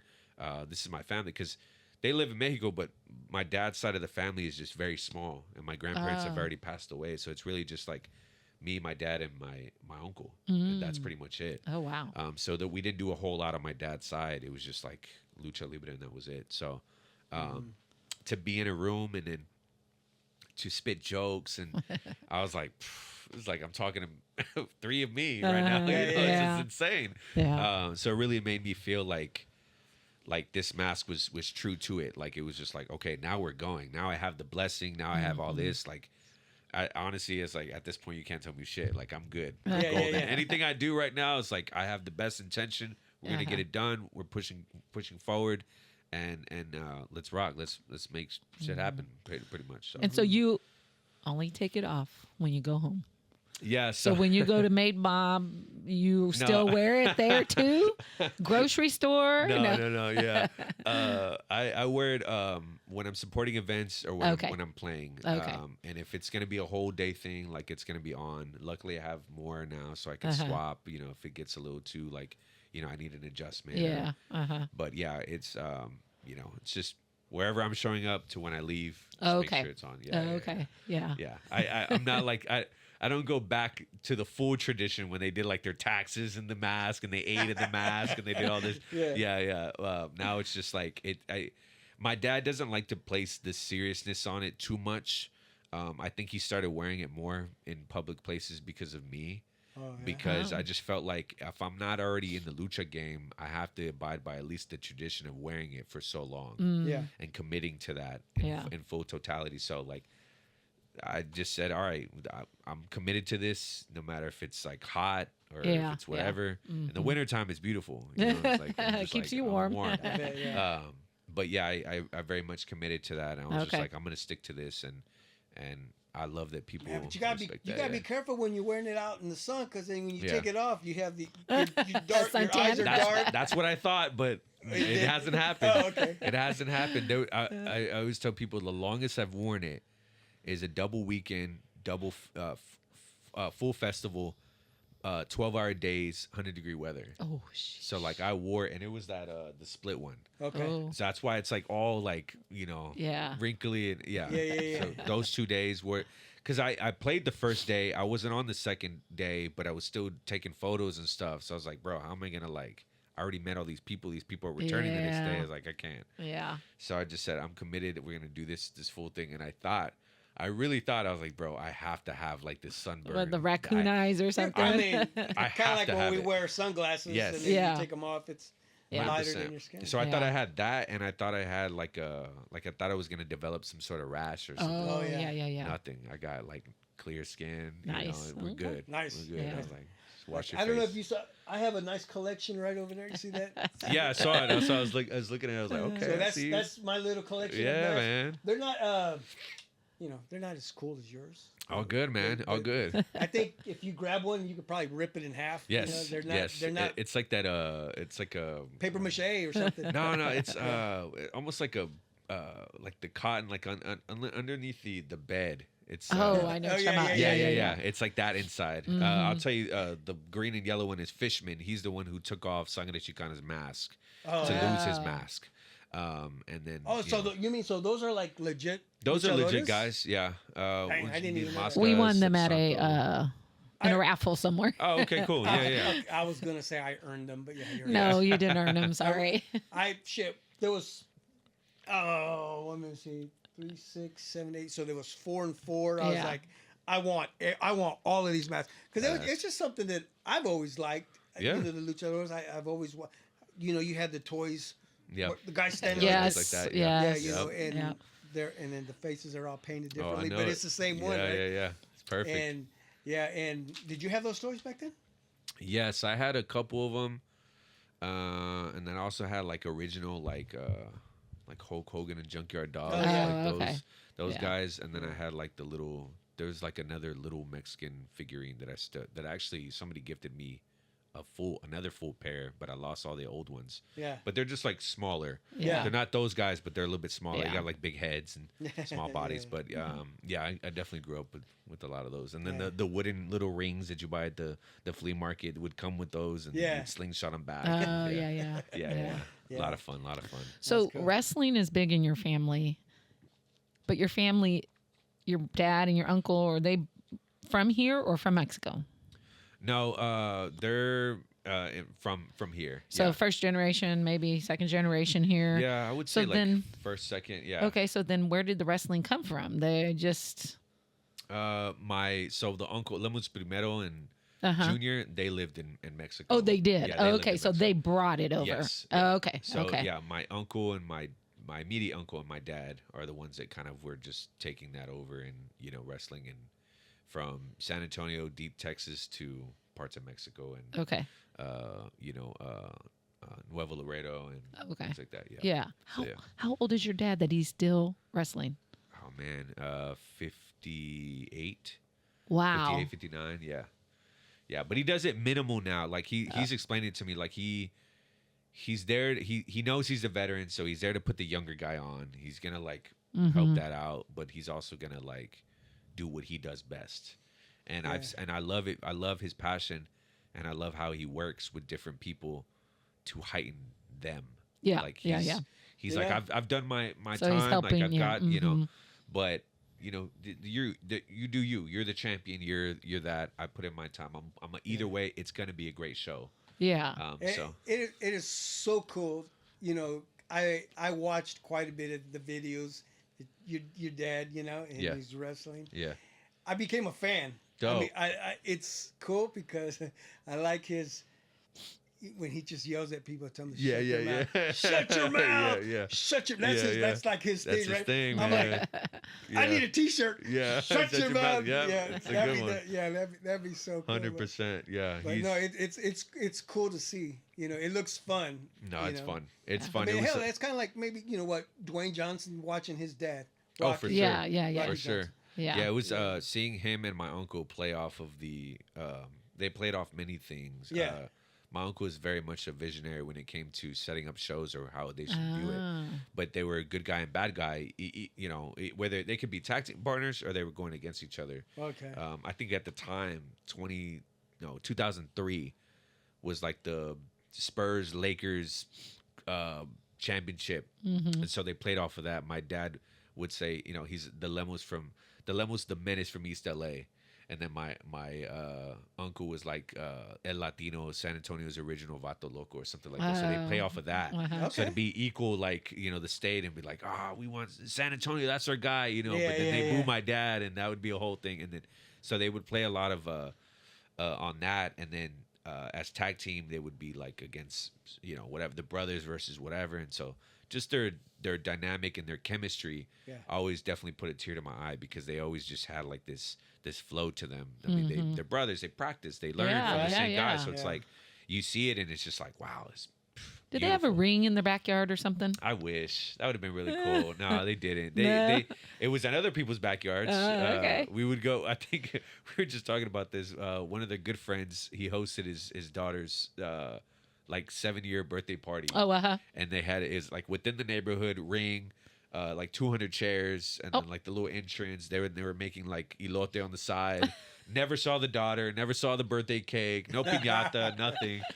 And those were the shows. You know, they were just Okay. like DIY and just Yeah. somewhere on the outskirts of Yeah. San Antonio in the flea market. So did your uncle or your dad ever have any hopes of like WWE, WWF? I mean, I don't know how that works. They so I'm definitely, just- they definitely did. I mean, my uncle was definitely more Americanized. Like he didn't like the lucha libre part so much. Oh. He wanted to do the American stuff. So like near like that WWE stuff. My dad was more trained and more heavy influenced by the lucha libre side. Okay. And he got a little bit of his of some matches over there with the bigger guys and stuff like that. And he's met some people. Oh. You know, when I'd say like 99, 98, around that time, Shawn Michaels was hosting like his wrestling promotion, because he was trained by a guy named Jose Lotario, and Jose was like, you know, a big guy, a big trainer at the time. And so he was training Shawn Michaels, and then at the time there was like these kind of influx of like these different people from WWE that were like kind of coming through a little bit, you know. And then my dad was kind of involved, and so while that could be a gateway, you never know at any moment. Yeah. It just never became that thing for them. My dad's he's not a big guy either, so you know, okay. sometimes height and things Yeah. like that. Oh, yeah. But my uncle, the furthest, and you can find it on YouTube, but I think the furthest he made it wasn't even about wrestling. He was working for the prison system, so he was like a guard. And there's an episode within the timeline of John Cena where John Cena gets arrested, and so he's in the background. Yes, and they invited. And that's the thing, they didn't know. He didn't know what he was going for, because I guess they didn't give him the whatever the full intel. But he had went there and he was thinking like, oh, I'm gonna get a shot here, you know. And he kind of just got in the ring, started doing training on the ropes and stuff, and yeah, that was oh, really? Is it John Cena and JBL? Yes. Yeah. You know what? I remember that. Yeah. Yeah, because I was all into the wrestling. Yeah. So like he's 80s and 90s. Yes. Yeah, he's one of the guards. Like you see him One come of the out when they say, security "I need the security right now," and there's 4 guys that come out. And he's like the one on the right, That's in the dope. back, Oh, and he okay. comes out and they're tackling him and stuff. I'm But, gonna have to go back and look at that. but Yeah. he came out and I was like, he's like, that was my little stand. That's pretty cool, much man. it. Yeah. Yeah. So nothing too crazy, but Yeah. my uncle had served his time. He's good, but my dad's just passionate. Like I said, Wow. I'm sure he would die in the ring. Like it's just Yeah. he's That's- for it. He's for it for sure. You know, let's get into, you know, you wear the mask while you're working. What's the audience like when they see you for the first time? Oh They ever man, throw you questions, or Nah. are they just kind of like? he's already shaking his head. That's funny. We had What's to that? chin check people sometimes, man. It's either a Rey Mysterio or a Nacho Libre every Oh. once in a while. Yeah, and you got to tell them straight up. I FK Menace. I will. Putos. There's 2 answers I get. I said, "How you doing? I'm FK Menace," and I give a handshake. They're thrown off immediately by that. But you also have the guys that try to be funny, and Right. they want to throw that out. The best thing is not to respond, Okay. because them and their other people realize that what they thought was a joke isn't a joke, and so it's just that one guy laughing by himself, Right. which is funny to me. It's what I like enjoy Yeah. in the Yeah, sense because I know the seriousness of it, and you may think it's like a joke, but it's not. So I'm not going to give you that satisfaction Right. whatsoever. So I just kind of keep moving along. Yeah. But that's people's first immediate. Luckily, I'm very appreciative and proud that I've done the work that I've done. That I've had the pleasure of speaking with people who just like have been watching this entire time and want to know more, or like, you know, confirming like, "Are you FK?" You know, I'm like, yeah. Like, man, thank you so much. You know, or like, you know, I've listened to this, or I caught this set, and that's like been the best part about doing all this is like people are watching. People are watching your podcast. People are watching people that are passionate and they're consistent about their work. And so Yeah. that to me just shows like my progression and I'm telling you the things that I've heard from people are just like, wow, like this dude's really watching, or like there's an impact. Yeah. And what about the little ones, the little kids that see you? The little kids, Yeah. they like to relate it to like what's on TV now. Yeah. You know, I think Benta is like the top wrestler, and his slogan is like zero fear. Okay. So like he does like the 0 and then the cero miedo, like Okay. zero fear. Yeah. So like that's their whole like, you know, they see it, that's kind of like, you know, Uh, if they're not seeing it locally like I did, then they're kind of relating it to, Yeah. you know, and then they don't know the history of all those luchadores Right. from back in the day. So Yeah. they base it off what they know. And that's another thing too. People will say Nacho Libre and Rey Mysterio because it's like the first Mexican American to cross over, Yeah. the pioneer. So he's been around for so long. Right. I get it. But there's more to that. And that's It's you know, and speaking of Rey Mysterio, it's amazing that he's still doing it. yes. Man. I mean, he just got put in the Hall of Fame here, Yeah. a couple years ago. A couple years ago, yep. And I believe, you know, and of course, Dominic is wrestling, Yeah. and he didn't wear it. He didn't go with the mask. You know, he did his own thing. Yeah. Yeah. So just watching that whole storyline. Oh, that's been great because it's when it's been brewing since 05. You know what I mean? And- Since Eddie Guerrero. since Eddie Guerrero, and it's crazy to see him take on like this, I don't know, reincarnation of Eddie and like Right. his whole persona. So what's the story about? Is Eddie his dad or Rey Mysterio is his dad? yeah, You know, like that they try to put that in the storyline. they try to put that to you know spice up that, and it was like the custody of Dominic, and then Yeah, the custody. yeah, thing, and then they were trying to figure out like, you know, and I guess they had just come up with something like crazy, and Ray was Right. like, well, I guess It was let's crazy. try 'cause it. I was like, what? And so they had to kind of get Dominic in it and like let him know it's like, okay, he's gonna be playing your dad for a a while. little while, Obviously, yeah. it's not your dad, but we're gonna. Yeah, And then I think I heard somewhere along the lines of like him having to like get in the ring to like hit the ladder at the final Oh, match. that's and, right. Like, Yeah. So they were like working with him on that and all that, and so they kind of helped him become what he is. Yeah, now, right? yeah, and I think it worked out perfectly. I mean, all the way down to the hairstyle. Like that was Eddie's hairstyle in that Right. time, but what's close to that is like Peso Pluma and the way he looks.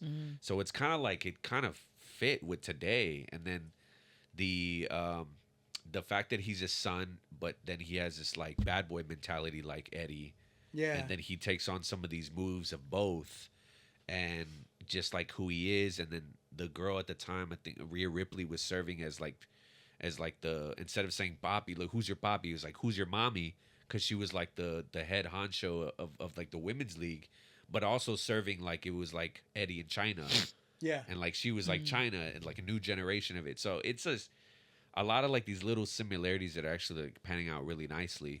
Yeah. But then Dominic's not wearing the mask per se, but he comes out with the Rey Mysterio Senior's mask every once in a while. Oh, he does. So like he'll put it on, he'll come out a little bit, and then he'll take it off, and then so it's just to kind of show that homage.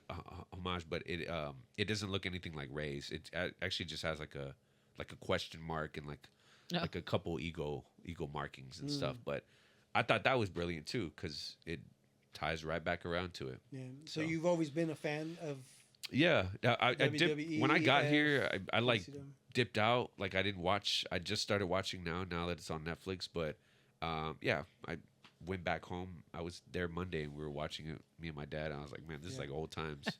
Yeah, we're hanging out. Yeah. Well, yeah, I got back into it after like watching a WrestleMania. Yeah. I mean, I was big into it in the 90s.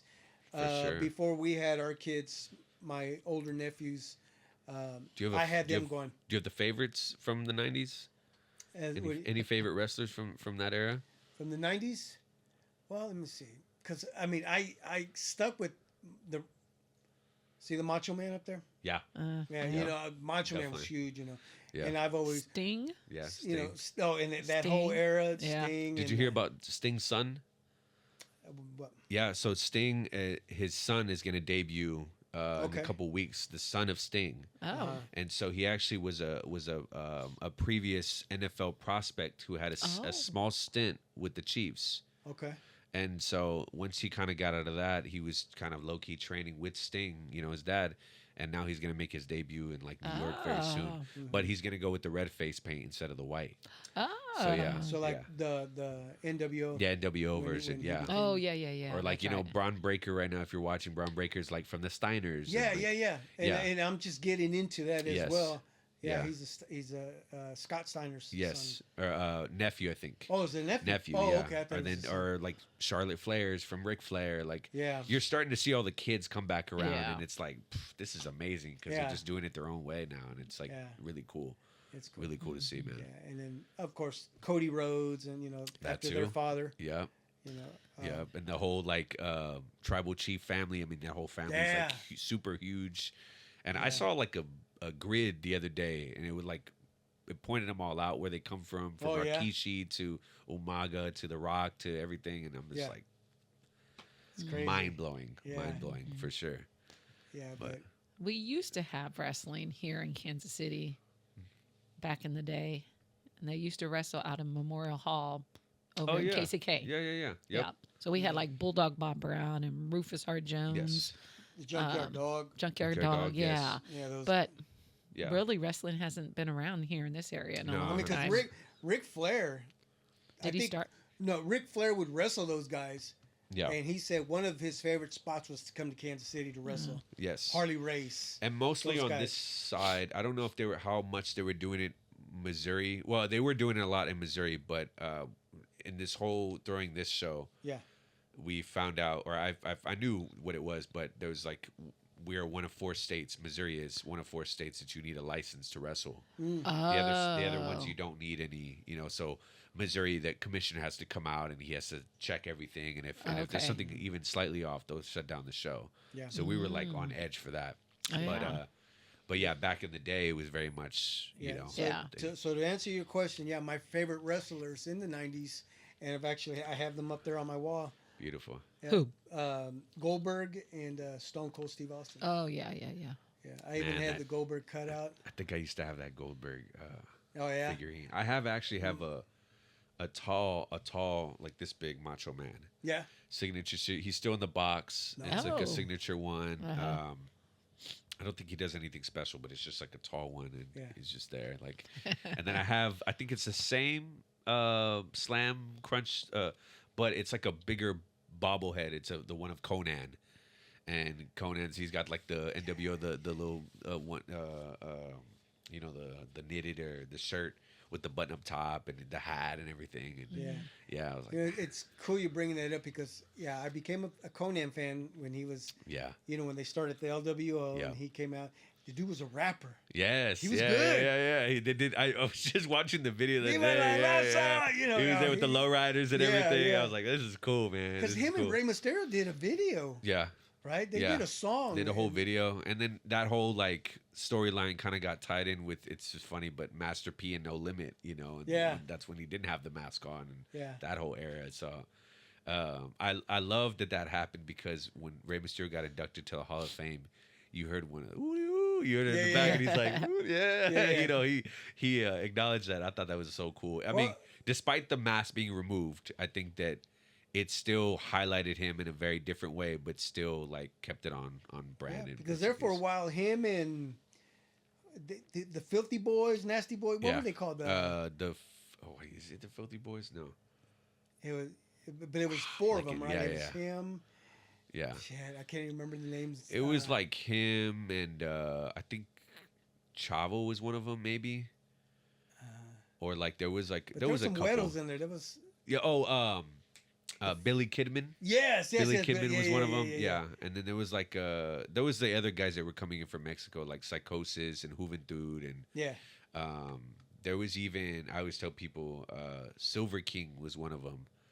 And they're like, well, who's Silver King? Silver King is the wrestler who played Ramses and Nacho Libre. Oh, really? Like, so if you've seen that movie, that was Silver King. He was briefly in the LWO for a minute and without a mask. Okay. Actually, at the time, so that's all these, wrestlers started to come into that WCW era. Yeah. And it was fun. It was fun. Yeah. Cool. Man, I got thrown off way. All good, man. All good. Good conversation. Yeah, bro. yeah, 100%. Yeah. But like I was asking about, you're working with the mask and that is just so cool. Has anybody ever just say, hey man, how much you want to sell a mask? I'll buy it from you right now. Just nobody yet. Nobody yet. No, I think the only thing I've done is I gift them to certain people that have played a huge part of my life and have affected the family in various ways, or just like when I give that and let the family know that this person, it's kind of there's that approval as well. So I've gifted them before.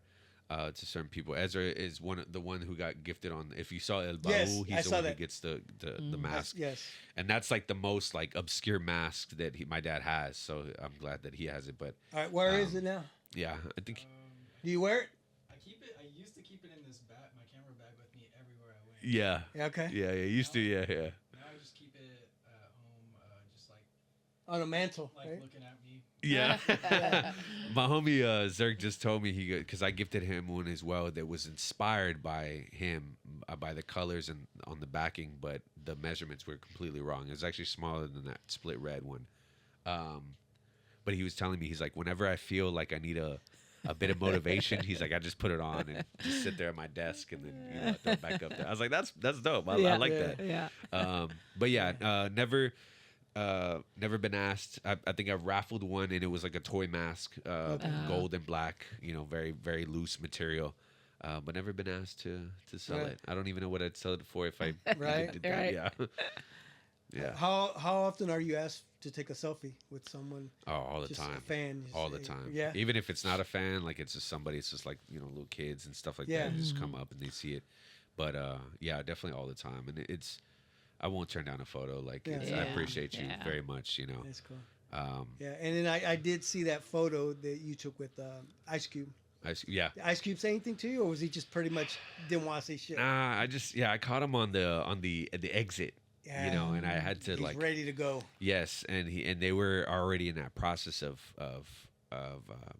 just kind of headed out. The one I caught I didn't really say too much was Exhibit. I opened up for Exhibit as well in that show Yeah. as well. So that portion was just, I caught him right after his set. Okay. So he's kind of still sweating it up, and he's just kind of catching breath. I was like, I know it was the wrong time, bro, but I just spun. You mind if I grab a photo? You know, I appreciate all the work, blah blah blah. Yeah. But Ice Cube was just a different aura. Like that guy was like, whoa. So I had things to say and all these whatever, but I just kind of the rush and then the I mean, who he is kind of just took everything out. Yeah. But I think I told him, I was like, hey, man, you don't got a picture for your opener or something like that? Like, you know, you got some time, one last photo? He's like, come on, man. You know, and so we went up there real quick. And just make it a selfie. So I actually don't like that photo because I'm looking at the whatever I'm looking at, and I was like, I look dumb right now. Yeah. So the way I cropped it, it actually, I made it look kind of better. But yeah, I got the photo cool, and I shook the hand, no, so it's all good. That's cool. Yeah, That's cool. that was a lot of fun. I was I'm a huge Ice Cube. I was gonna fan, of say, course, yeah. Well, actually, I was looking at you. both of them right It's there. perfect. Perfect. Yeah. Cube. Yeah. But yeah, it was a really great show. I'm glad I got to do that. And then there was also another artist by the name of Demrick. He was the first after my homie Steady. It was him. He was like the first out of those three, and it was cool meeting him because I was listening to his music during high school, and he was like an up and coming artist, and he was part of this collective and all this different stuff. So I was like, bro, I didn't even know you were gonna be here, but wow, like thank you for the opportunity. And so that was really cool too. So yeah, cool. You know, let's get into the DJing. What was it that led you that way to become a DJ? oh man, so I think about this often because I always like to pick up on the opportunities I kind of gave myself to like play around with the software or something. And I remember kind of messing around with like African Bambaata's Planet Rock. Nice. You know, a little bit here and there. Yeah, classic and just the way it sounded. And then, you know, just all the music that my dad had put me on kind of like would kind of shuffle in and you hear like a lot of the scratches and stuff. So did Pops, did he give you his music? Oh, yeah. Like, yeah, heavily. Do you have the LPs, the tapes? Yeah, everything. All of it. Tapes, LPs, you know, CDs, you name it. I mean, anything, any West Coast Latin hip hop pioneer, I knew. Yeah. You know, I knew from ALT, Lighter Shitted Brown, Kid Frost to, I mean, everybody. You LSOB, could think of, that was. Yes. I used to love listening to Yeah, their and stuff. one producer that I think is underrated was OG Style from Delinquent Habits. Okay. That style of beats and cadence as a trio, and what they had made at that time. Hearing all the scratching and all these things, especially from a Latino at the time, like it was just so like inspiring. And then I later found out later years that he had passed away, because when they came out with more albums, I was like, "Where's OG?" You know, I didn't even know internet was. You know, I just never dug in like that. But I was like, man, dude, we got to give this guy his flowers because one of the most underrated. So hearing his sound has always like traveled with me as I would, you know, dig into more music and eventually find it. But I don't know, like here, I think I just had an opportunity to actually see somebody in real time do it, because in San Antonio, like I left at 18. So there was no going out yet for me. You know, there was like house parties and things like that, but not to like the clubs and to really like fully embrace it. So I saw a couple people here that were doing it. I was like, oh man, like maybe I could do that at one point. And what would I play, kind of deal. Yeah. And then I think I had a homie that was just dipping out to St. Louis, and he had like a little practice controller. He's like, "You want it, bro?" I'm like, I don't need this. And I was like, "Yeah, I'm down to mess with it." And little baby practice controller that got me through like the first 2 years, along with some vinyl turntables that I traded I traded my iPad first generation for the two turntables. We were both selling it for $100, so he just needed the iPad for his daughter. I took the turntables and I found out how to like produce and sample records, and I would buy vinyl and stuff. And the first two gigs I ever did was vinyl. The first one I ever did was brutal. The second needle broke within the 15 minutes of starting, and so I lost the needle, and then there was just a pause at every you know every song selection. That was Nothing was mixing in. Yeah, nothing was that was mixing the old in. school way. Yeah, you know. But then I was like, man, like I'm cool on this. I'm cool just to keep the setup at the crib and just utilize it for sampling records to make music. And so producing and finding DJ kind of went hand in hand at the time. So just a love for music, man. You know, and finally having the opportunity to have some equipment and mess around. Yeah. And that kind of just led up to So, mom and pops play the tunes back in the day when they're cleaning house on a Saturday or Sunday. Yeah. Or out in the yard working 100%. or under the hood. Mm-hmm. And all the classic music going. It was split. It was like my dad was playing like, you know, Earth, Wind and Fire to Light a Shit of Brown, but my mom was spinning like, you know, Fats Domino to like, you know, Bobby Pulido and stuff like that. You know, and then the cumbias, of course, was very heavy. So I got to kind of hear both sides of that and just really fall in love with all the soul stuff. You know, I'm an old soul. I feel like so like you all know, of that. It's funny because I think my boys are as well. My two older boys, you know, they like to listen 94.9, you know, and some of that yacht rock music. You know, and that's my stuff. That's the yacht rock. Of course, I listen to the 80s hip hop. You know, I'm a hip hop head. Definitely. Yeah. So and then you know, Christian, you know, he likes Queen and Kiss and that kind, you know, that classic stuff. Yeah, and that's the stuff I didn't get into too much later because the family wasn't on that. Like I had a couple uncles, but later on, that's the stuff that kind of came later, which is crazy to me because I'm like, man, I never even got to.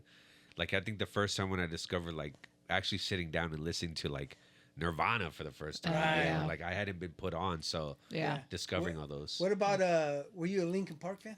Yeah. Dude, I love Linkin Park. I'd become when my dad's second marriage. The wife, his wife he had was heavy Linkin Park. Really? I mean, really heavy. Yeah. And then I was witnessed the whole Linkin and Jay-Z collab and all that stuff around that time. So. That was very heavy, and I just remember this from the smell to what Rey Mysterio was wearing at the time to listening to Linkin Park and all that. I was like, yeah, this is crazy. That was a time. It was a crazy time. But yeah. That's cool, man. Yeah, so you pretty much had to teach yourself the DJing thing, and I mean, because I had like the equipment that you guys use nowadays, you know, totally different than for sure what we had back then. Yeah. And that's the equipment that you use when you, for instance, the couch on the couch. You know? Yeah. That's a rendition of like the first original deck that I bought. I mean, at this point, I can proudly say I know all of them. I know how to, even if I haven't touched it per se, like I know all the knobs. I know everything. So when it comes to what I started with was very much a practice. You couldn't actually it didn't have your outputs. So you had to plug it in as a practice controller and then actually use your headphones as the... Oh, yeah. Yeah, so you had to, I had to rig it a certain way for it to go out to people. Okay. But then you also couldn't hear your cues on the next song. So I had to study waves and cue points and remember how the set goes. And I got really good at it. But for every one track, I had 5 tracks that could come out of that. Yeah. And I just had a list and it'd be like, okay, this one comes in next, this one comes in next. So I got really good at reading waves, where the beats would drop, where it would be just straight vocal, things like that. That's why if there's some people that I would teach, I'm like, learn how to read those waves, bro. Because if this fails or, a button fails, whatever, you can at least see it. And you can at least, learn how to utilize your EQs, read the waves, and, nowadays they're stems, so you can kind of separate instruments and vocals on the spot. Mm-hmm. But people get real, they like to use them a lot. I'm blanking on the word, but they just get real, oh, it's there. I'm gonna use it. I'm gonna make this easier. But I'm like, no, dude, learn how to mix with your EQs because your EQs will always be there on any deck that you utilize. So yeah, a lot of those trial and error.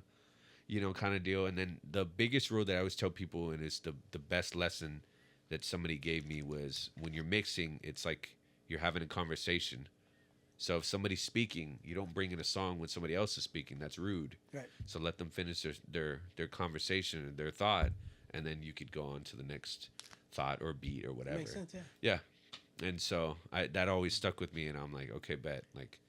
We're going to make this count. And it works for whether you're messing with melody play to word play to, you know, however you're trying to be creative on the decks, you stick by that rule, and there's all the rules apply around it. So yeah, Yeah, that's yeah, cool. yeah, yeah. I mean, so carrying. I mean, well, I know you don't. Well, like you said earlier, you did this in You went home to do what was it, a quince or a?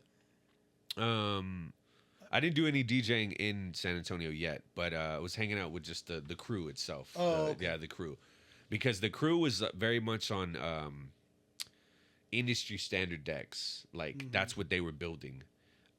Before I was really into like top 40 stuff, right? The normal, as you would.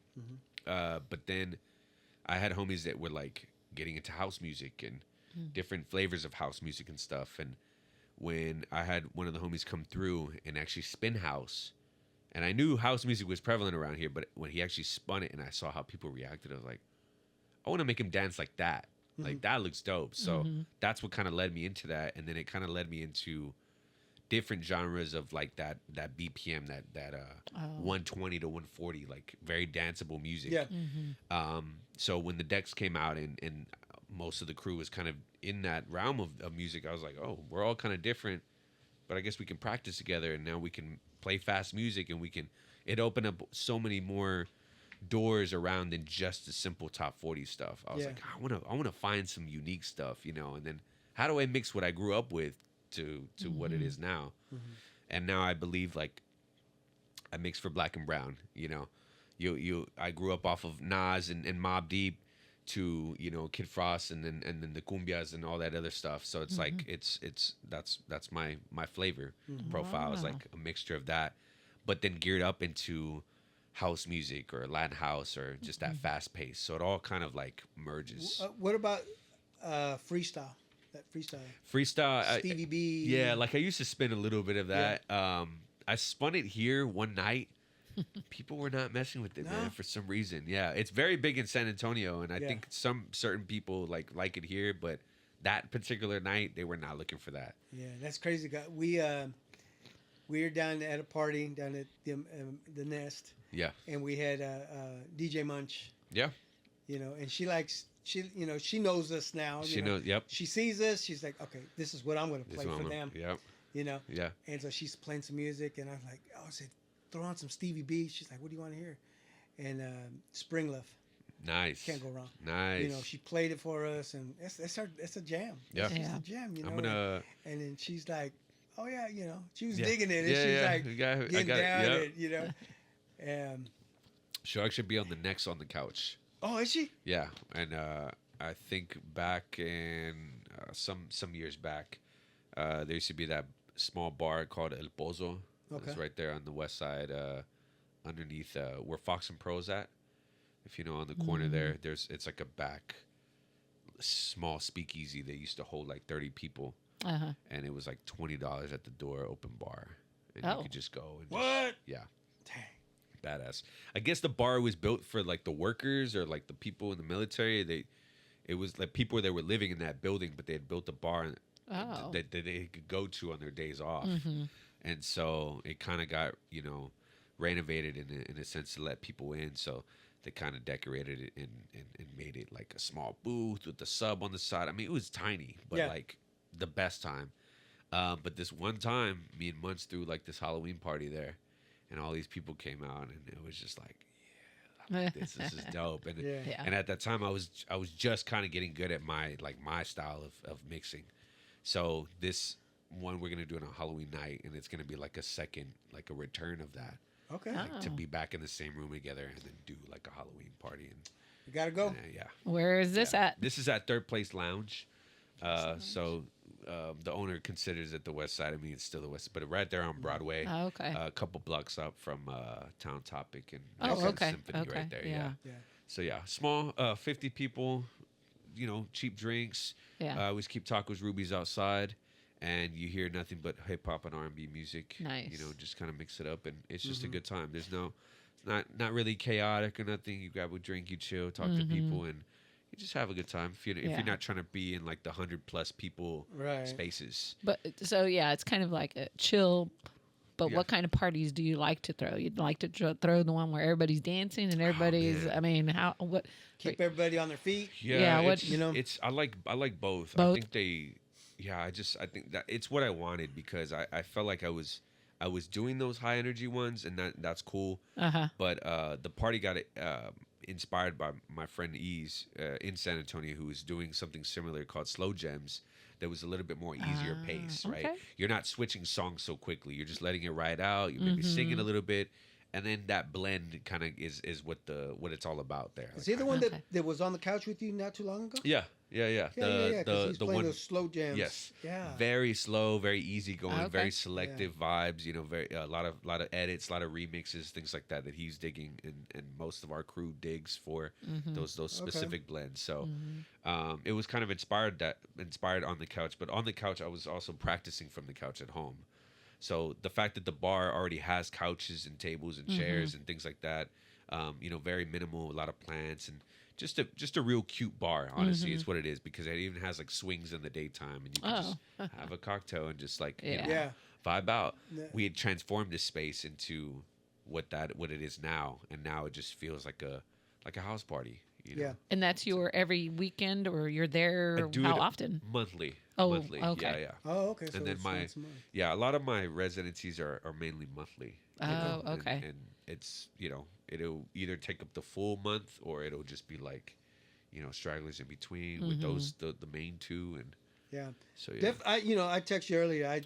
I want to do that. Yeah. I really dig what you do there. Thank you. I like the vibe. Yeah, thank you. I know one of the ones I was listening to, you playing some old school, some Keith Sweat, Yeah. throwing some Jodeci, throwing some. Yes. I was like, oh shit, that's my Yeah. shit right there. You got a little bit of everything there. Yeah, It's yeah, beautiful. And I always tell people, I was like, bro, like, don't think of it as like you need to, like, there's an age thing and a thing. I Right. feel like, but what I do see is like, you know, this is almost like a 30 and up kind of deal. You know, like I have 30-year-old homies that do have their kids or just have, you know, they don't want to go out too much, or Yeah. you know, even our boss, the owner of Made Mom, you know, he has 2 little girls, but he doesn't want to get out like that. Yeah. This is just perfect for him. Yeah, You know, yeah. he listens to all the music he loves, him and his girl loves, and they could just have a night and just kick it. So Yeah. it's very much laid back, and Okay. that's I had what to I text him wanted. to say, am I old enough? I'm 50 No. plus. I'm 54 years old. You're good. Yeah. I feel like we don't see too much. Like there's a couple younger people. Yeah. I mean, Ezra's young himself, but we see a little bit of That's younger shit. people, but most of it's just like people who just want to vibe out and hear Yeah. some good music. Yeah. Yeah. Keep it interesting. I want- Keep it yeah, fun. I want- I'm all for that. I Yeah. want to chill on the couch with Yeah, you. yeah. I'm all No, for that. 100%. But Yeah. The other stuff I like is, Mexican music. Yeah, that too. There's that I mean, too. do you do that? I mean, So I how have- often are you performing? It's kind of I like that you asked because it's kind of geared off into 3 different ways, right? You have On the Couch is just more hip hop and R&B. In the Lowest Ferns, that residency is more like it is Latin influenced, but it's very like high energy house music, Latin house. Sometimes it's like cumbia rebajada to start off with, you know, and that kind of feeds into like the aesthetic of like what that place brings. And then Sin Tope is more of like the cumbia, the salsa, a little bit of bachata in there too. Okay. And that's where his live percussion comes in. Yeah. So as a part of who I am as a creative, like if I'm gonna do a concept that's intentional, it has something. It's usually me having a set of music that I'm just playing for that theme, that concept, and that's it. Okay. I don't like to replicate concepts in other places. I like them where they're at. And if we have an opportunity to kind of work together, it's like, okay, step into this world now. I brought you into the Latin house world to play with me there.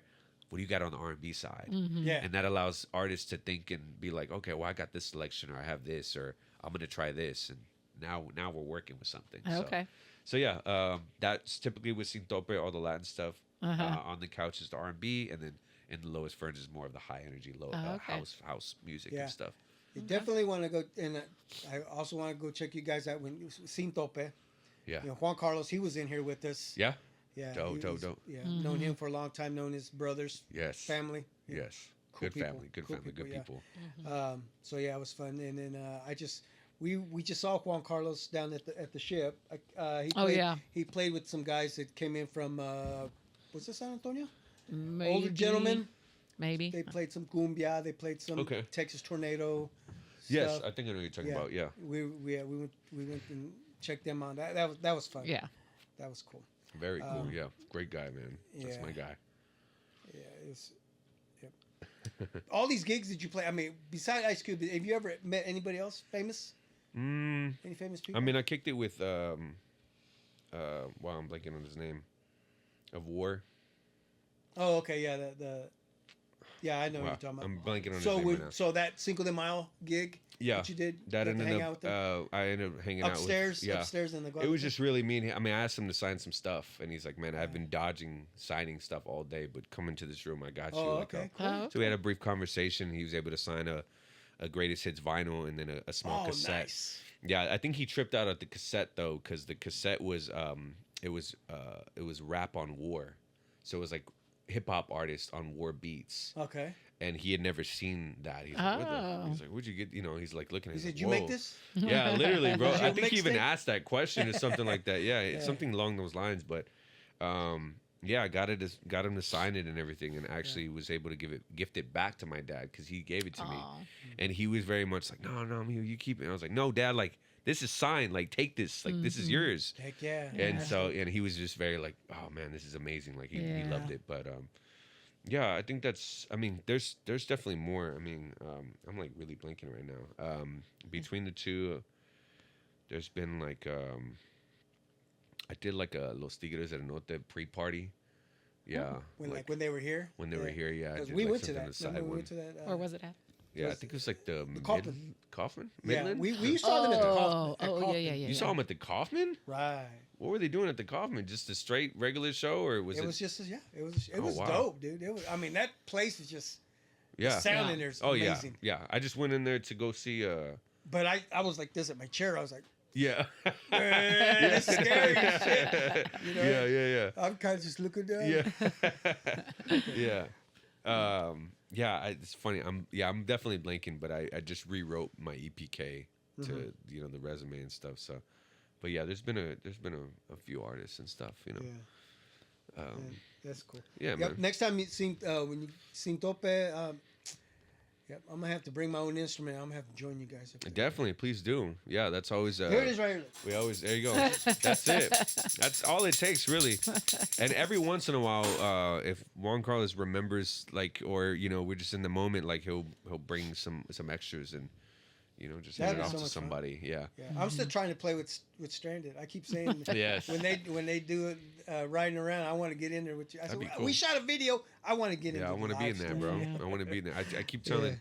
I told Tony this at one point. I was like, I need you to teach me how to use the drums. I'll teach you how to DJ. I was like, let's do it. Yeah. But we haven't gotten around to it. But yeah, that's my guy right there. I like seeing him at Green Lady. Oh yeah. Yeah, Green Lady's just that's like my safe space and watching him just like go off. Yeah. I like it's funny because I know he does it for me, but he'll slide in some cumbia riffs in there, and I'm like, bro, stop! Like, it's so cool to hear like a little cumbia with the jazz. Like, oh, this is tight. Cumbia's your thing. Oh, bro, I love it.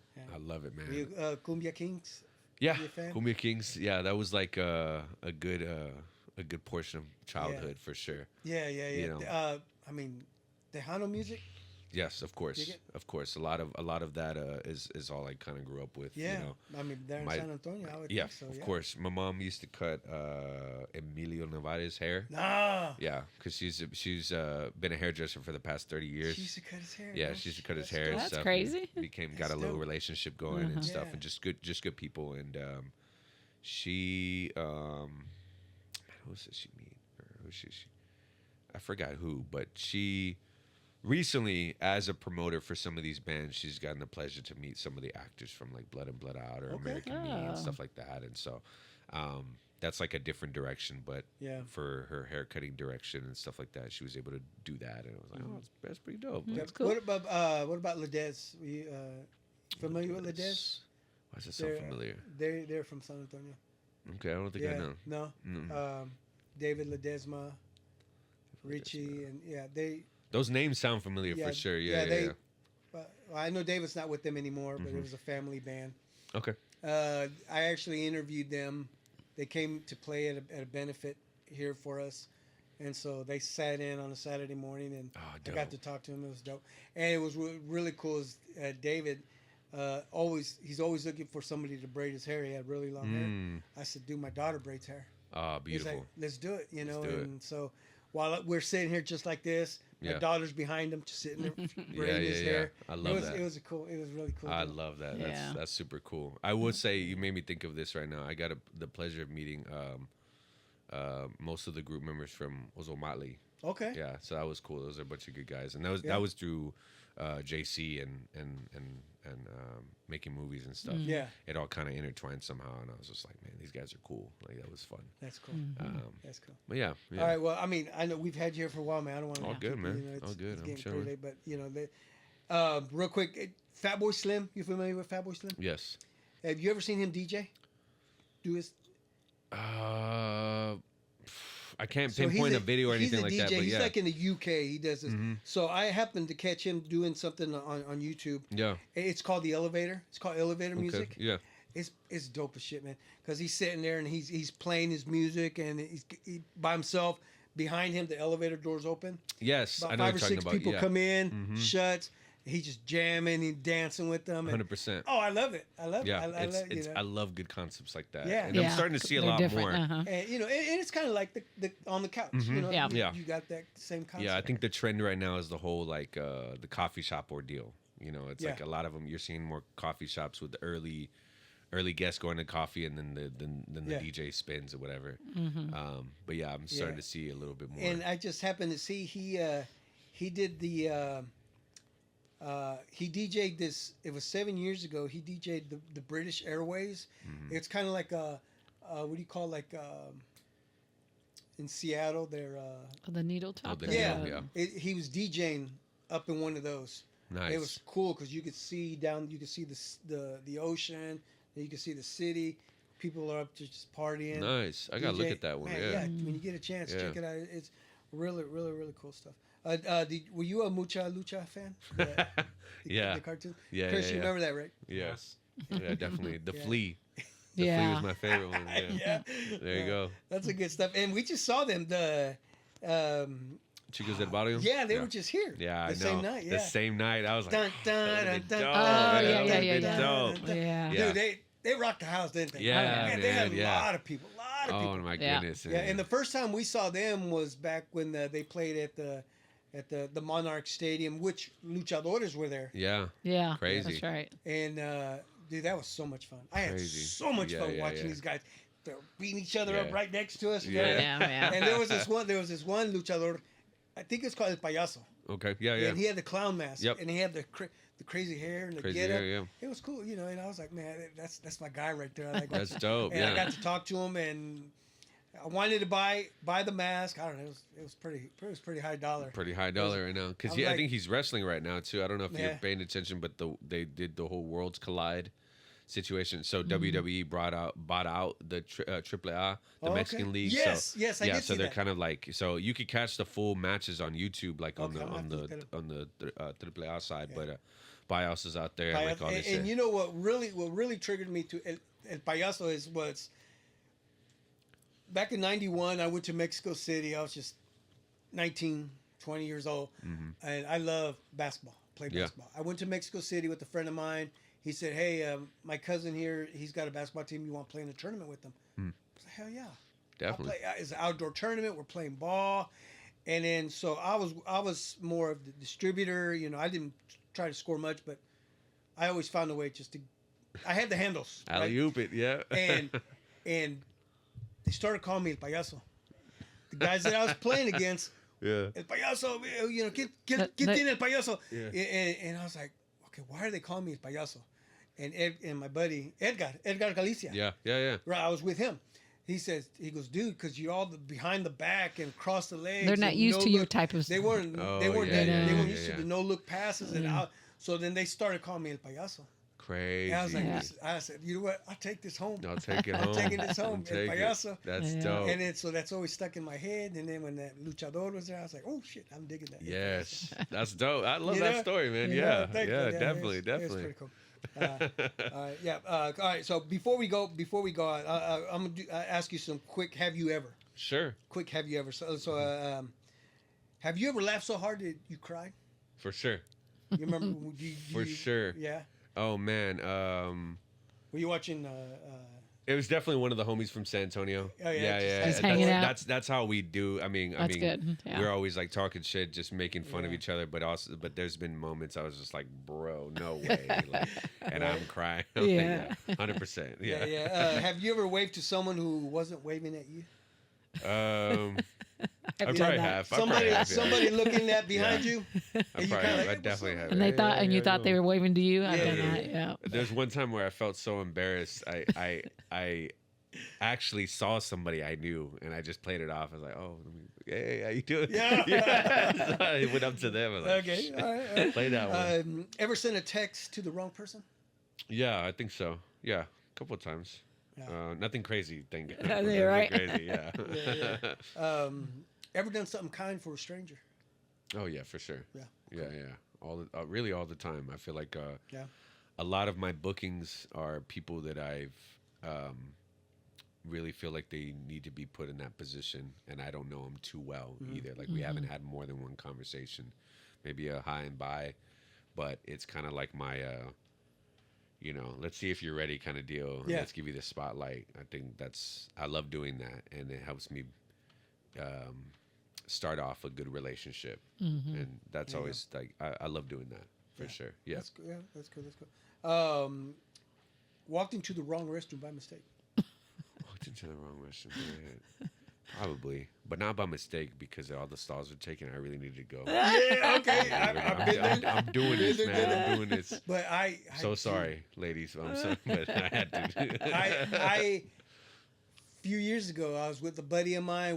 He was DJing a party, and I was just hanging out with them.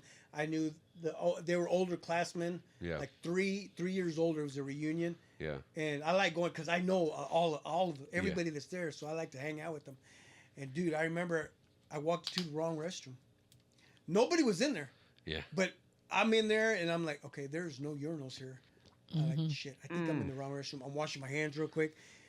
Somebody walks in, and they say, "Why are you in here?" I know I fucked up.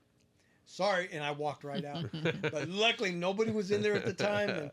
And Man. yeah, that's crazy. Well, I know I walked into one and I walked back out because I was like, there was a dude in there, but it's the new bathrooms that have. Oh yeah. Oh, yeah, well, you yeah. can share the sinks. yeah. Yeah, that's like yeah. the Kansas City, the airport. Yes. Yeah, Yes. that's Yeah. Like a, Yeah. it's like Yeah. people So I just- went in and I was like, Well, hell, the Tanners by yes, KU that's. Med. Yeah. Oh, them Yeah. too. Yeah. Yeah. Okay. It's Cool. like Yeah. that too. I used to live right Yeah. there. You ever had dessert before dinner? Yeah, for sure. Yeah. For sure. Yeah. I think as soon as I became an adult, I was like, I'm doing this. Right, man. there I'm you doing go, This. yeah. You have a favorite cereal? Yeah, I do. What's the one called? I want to say the one right off the top, but it's not that one. Cinnamon Toast. Yeah, like Cinnamon But Toast Crunch? but it's not. There's a, and I should know it because it's my favorite, but I just don't eat it a lot. Yeah. I don't eat cereal anymore. That's the crazy thing. Because you're an yeah. adult. No, I lived in an apartment that was infested, and I With could. cereal? Yes. No. I wish. I wish. No, it was infested, and there had been a couple times when I Yeah. a whole bowl, and there's one floating. I'm like, dude, I can't do this anymore. I'm No, done. I'm with you. I I'm probably done. would. Yeah. Yeah. So I haven't eaten it in a minute, but I would have to say it's the Rice Krispies, but they're the chocolate. The Cocoa Krispies. Yeah, the Cocoa Krispies. Cocoa Krispies. Yeah, those always just right on Yeah. the spot. Or Honey Bunches of Oats. Either Oh, one of those two. yeah, Those are okay. tied. That's a healthy one, though, right? Yeah, I love that one. Yeah. Yeah, I love that one. Yeah, try to hold back tears during a movie. Oh no, dude. You just Nah, let it out? Yeah, I did. You know, The I'm an artist, bro. waterworks. Yeah, I'm an artist. We're Waterworks come emotional. out. We're like, hey, I love a good piece of artwork. I never forget when I watched. It was just me in the theater by myself. I was watching the movie Flight with Denzel Washington. Oh, yeah. And that movie just like I was just like, It got you. oh, fuck, dude, it's crazy. But yeah, 100%, bro. That's it.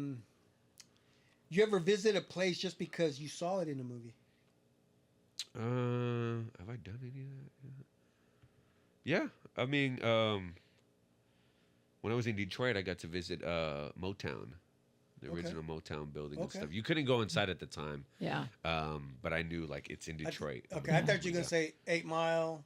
I know. I kind of thought No, that too. so that was actually a selling point. They were like, Oh. "Hey, if you come back, we'll take you to the whatever it was called, the underground, the dungeon or whatever." Yeah. Yeah, they were like, Where "Hey, they man, had their yeah," battles? because Yeah. one of the mentors there, I forgot his name, but yeah, he was just very much like, like he knew that I liked hip hop at the time. He was very big into hip hop and stuff. He's like, the dungeon, whatever, it's not that far away, bro. Like, I'm always down to take you guys if you always want to come back, you want to see some games, whatever. So, Man, who would have ever thought Eminem would rap battle against Captain America?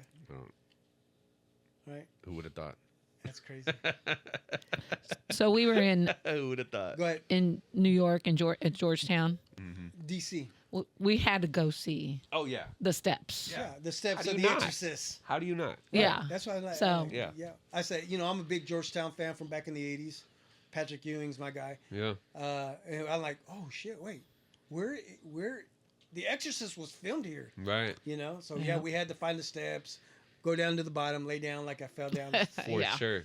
all that shit. For sure. Yeah, Yeah, I'm jealous at my mom because they got to go see the movie, the El Pino, like in the Blood and Blood Out movie. Oh yeah. So they stood right there, and I guess they all met up or whatever. And And you the were able to photo, see. yeah, the photo in which you take it, it's like up this way. So they Uh-huh. took a photo. I was like, that's so cool. That That's so is. cool, man. Yeah. Yeah, So yeah. that's cool. All right, real quick, top fives. What's your favorite cumbia to jam out to? Whether if you want to go out there or whether you want to play it. What is it? Oh my What's your- god!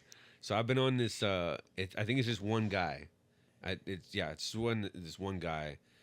He goes by Aramantes del Futuro, Okay. and he does a lot of like eerie, spacey cumbia or bajada stuff. It's like kind of like the new age stuff. It's like a different subgenre, like cumbia digital, cumbia digital, or something like that. Yeah. But I just love the way it sounds. It sounds, it's very slower. Kind of sounds a little evilish, but it's just very much just like a chopped and screwed cumbia. You know what I'm Okay, saying? yeah, but yeah, without the chops and just more slowed down. Huh. I'm gonna have And to the look for that. way the programming works and the way they kind of organize it, it's just so flavorful, and it just feels like it's cumbia or bajada is meant to feel it more in that sense.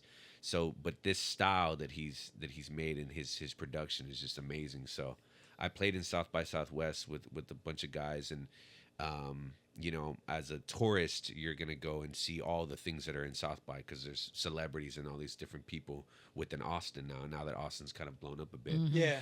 so I didn't get a chance to experience it like a tourist. I played gigs and I hung around with some great guys. But luckily, Armantes del Futuro was playing in this like hole in the wall bar in San Antonio, Yeah. and with a couple different openers, and I was like, dude, this is the best. Like, it was just me, the homies, a couple beers, and I was listening to this full play, That's cool. and man. we met and everything. But that's been my one lately, and I just saw there's a third project being put out. I was like, Can't I'm wait. playing. Yeah, because I'm actually doing a Dia de los Muertos event in the Lowest Ferns, and it's like so it's supposed to be like more Afro rhythms inside, and then on the outside, the Ferns has like this huge military tent that they put a DJ in, and people like are in there, but we'll have like different vendors and we'll have food trucks and stuff like that, and it's really a sight to see. So I'm gonna be the headliner on that one. Cool. And so I'm hoping that album comes out beforehand because I really want to spin some of those tracks. Those tracks have been Yeah. beautiful. Yeah. Let's go. Favorite barbecue spot? Here, Whether here or in Texas. Here I like Slaps. Oh yeah. Okay. Yeah, I like Slaps. And then there was this one I forgot. I think it's Black Terry's. It's in Austin, but that we went to another Austin trip, and I had that.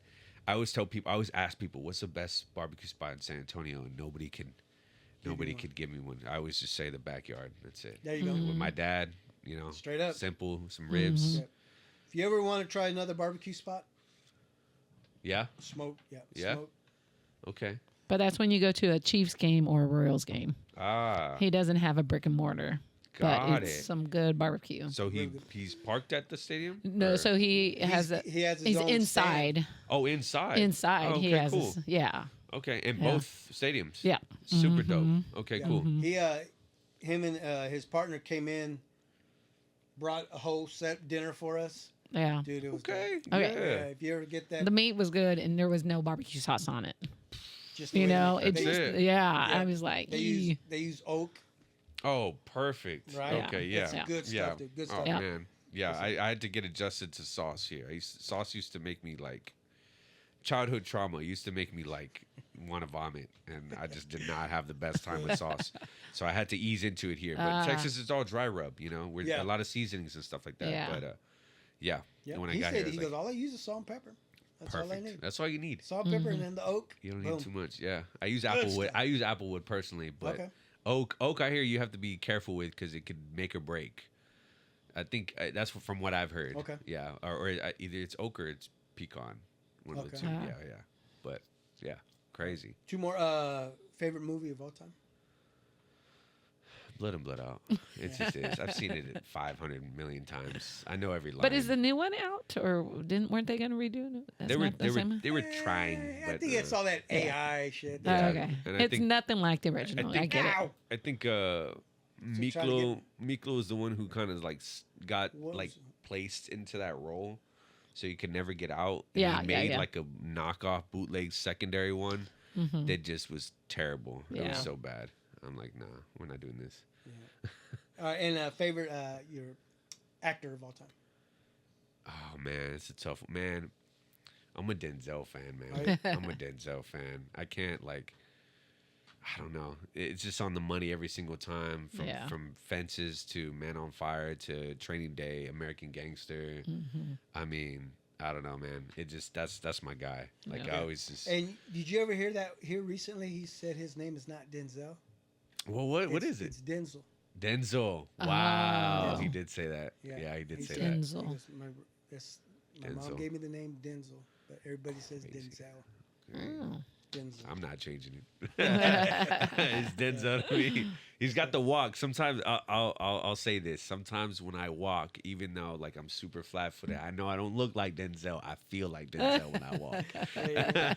You know, I'm just taking care of it. It's just There's just What's favorite movie that he's done? Oh man, it's definitely between Training Day and American Gangster. There you go. I mean, he's playing two different gangsters, but Right. I don't know. Like he does both of them so like. Yeah. I mean, Yeah, he's. beautifully. I believe he's got a new one coming out Yeah, which with one? a Spike Lee joint. Yes. I forgot what I it's think called. it's out but- now. Okay. Yeah, I can't remember what it was, but yeah, I haven't seen it, but Yeah, definitely have to check that one out. Yeah. Definitely a fan for sure. And I love all the mob movies too. yeah. Like that's a good Goodfellas or Mhm. even like Casino. Casino or even The Godfather. what's one was Scarface. the one like The Departed. Oh Did you yeah, ever see The Departed? Yeah, yeah, yeah. Departed's real good. The Irishman. Yeah. You know, Oh, all yeah, those I saw ones. that, yeah. good Yeah. movies, good movies. Fire. All right, brother, man, I appreciate you coming Yeah, in. appreciate you having me I for know, sure. sorry. Can I ask one last question? Of course. RK Menace FK. or FK Menace? Yes. What does FK stand for? FK is my name abbreviated, my real name abbreviated. And then the Menace comes from my dad's name, the sub name. So, Lemos Dos, the Menace from East LA. Oh, okay. So I just took the Menace part. Okay. And then Is your name a secret? it kind of is. Okay. Okay. Yeah, the face and the name gets like hidden, and then if you know, you know. Okay. But it definitely also plays off the FM, plays off like my real name too. And then FK Menace plays off of MF Doom, which is another rapper who wore a mask as well. He wore Oh. kind of like the Doctor Doom from Spider-Man, Oh, yeah. that kind of mask, but it was simplified into like this mask that he wore when he rapped, and his production, everything about him, underground legend. He's your rapper's favorite rapper. That guy studied. He's just as big as Jay Dilla and those greats that have passed. And he passed on Halloween too, so that's crazy. But you'll see in some of my photos, I'm wearing there's a ring, and it has like the mask portion. that Oh has MF yes, Doom. I think I do. know. So FK Menace, MF Doom. So it kind of pays homage to that, Okay. just because That's cool. Okay. creativity and all that. Yeah. Okay. Yeah. You know, speaking of masks again, I wore a mask for a whole episode Yeah. back episode 123. The whole thing. The whole I Nice. felt comfy. It felt good. Okay. I Cool. felt, Yeah. I felt like this. Bro. You didn't, yeah. You didn't get hot? I was flexing. No? No, yeah. No, it was actually my birthday episode. It Oh, was nice. It was just me and the book. Chris, you remember when I wore the mask? Oh, shit. That's Episode 123, people. 123, Anybody yeah. want to check it out? I'll definitely I wore check it out mask. now. There was I'll tell you that the last one, I'll show you a picture. when you asked me, like, what do people say? That's another thing that people say. Aren't you hot? They always say that. yeah. That's the number one question. Aren't And you I hot said, right now? honestly, I'm not, because I just feel like the material is made for it, and there's Yeah. actually no room to sweat. You know, sweat is through like the air that's given, so like it's really just tied to it. Yeah. Maybe in some spots, you know, just kind of like a little bit up here, just depending on the sun, but yeah, it's made for it. Yeah, We're good. Okay. We're good. Yeah. Whoa, whose mask is that? I have no That's idea. crazy. I could barely see through Oh the thing. man, yeah, it's Right, the eyes were covered you up. wearing it, and then the goatee made it look kind of cool because it looked yeah, like my eyes man. and that. No, 100%. That's cool. It works very well. Yeah. Yeah. Yeah, that was like I said, I was 123. Super dope. man. You know what? Actually, so October 3rd, First Friday special, the J Jaguar, right? Yes. Yeah, you want to put that out there? Yeah, J Jaguar, October 3rd. Well, it'll be two So, things. I'll be Friday. I'll be at First Friday would be Made Mob, our normal First Fridays, and then Yeah. later on I'll do the J Jaguar. I don't really know what it is. Okay. What they're calling it, but like it's a bar, right? Obviously that they're opening up. That This is is First Friday's a special meet Yeah. and greet and sneak peek, pretty much, yeah. right? So, fun fact, as part of my design journey, I actually helped with the brand identity and built the brand, Okay. the look of it, the logo, and everything about it. Oh, okay. So it's kind of like I haven't said much about it on that end, because I just kind of been waiting for the right time to do it, and of course the grand opening and stuff. But yeah, it'll just kind of be like a no RSVP, kind of free to the public Yeah. up in Mercury Room.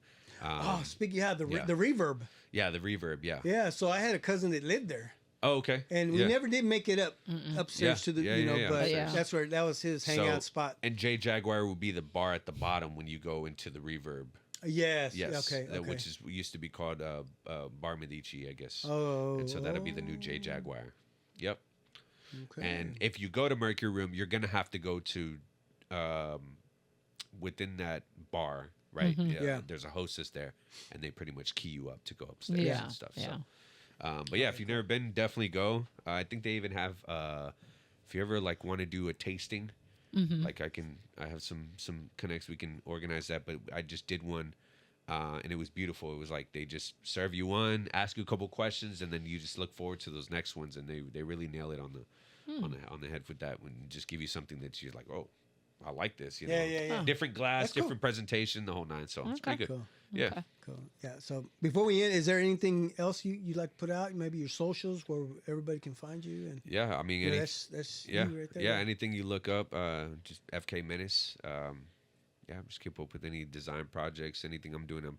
It's a part of Made Mob. Come and check out her Hispanic Heritage Month drop that we just did this last month. You know, we're still in Hispanic Heritage Month, so yeah, 8 new designs, and yeah, I've got some pretty cool shows coming up for Halloween and Dia de los Muertos, and That'd be cool. yeah, it's gonna be a good time. Looking It's been a forward good to year, yeah, for sure.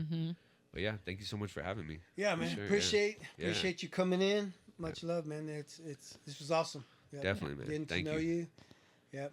Didn't know you from a rock on the street. You know, 100%. cool. Yeah. It's cool. Yeah. Met Yes, you- thank you for sharing your stories with us. Yeah, not a problem, not a problem. I'm an open book. This is me taking off the mask without taking off the mask. There you go. I'm not- Yes, I'm not there you hiding. go. I don't need to hide anything. Ask Yeah. me whatever. So Yeah. yeah, man. Cool. Yeah, not a problem. Sweet. Yep. And for you, Cool. sir, thank you for coming in. Yes, sir. That's my boy. That's the other. That's my Menace brother. So it's actually his last name is actually Menace. It's not spelt the Yeah. same way, but It's funny Yeah, because yeah. you know her main name is Jimenez. oh, okay. Sounds Yeah, like- there you go. Yeah. Right? Did the Menace come from Jimenez? I don't know. It's Yeah. totally different. I don't know. Yeah, That's just yeah. shit that I think about. Yeah. Hell yeah. Anyway. That's All right. all Yeah. good. Thanks, man. Thank you. Appreciate. Thank you so much. Love. It was great having you in. Yes, sir. Yeah, Chris, we Thank good? You, thank you. Sam? Yep. Good. Yeah, Chris didn't give me an answer. He just looked at me. I nodded. All right, give me an answer. People want to know what you say, Chris. Yeah. Ladies and gentlemen, thank you for listening. Thank you for watching the Big Modcast. This was episode number 164. And don't forget 123, I wear a mask as well. Yes, sir. Yeah. All right. Peace out. Peace, guys.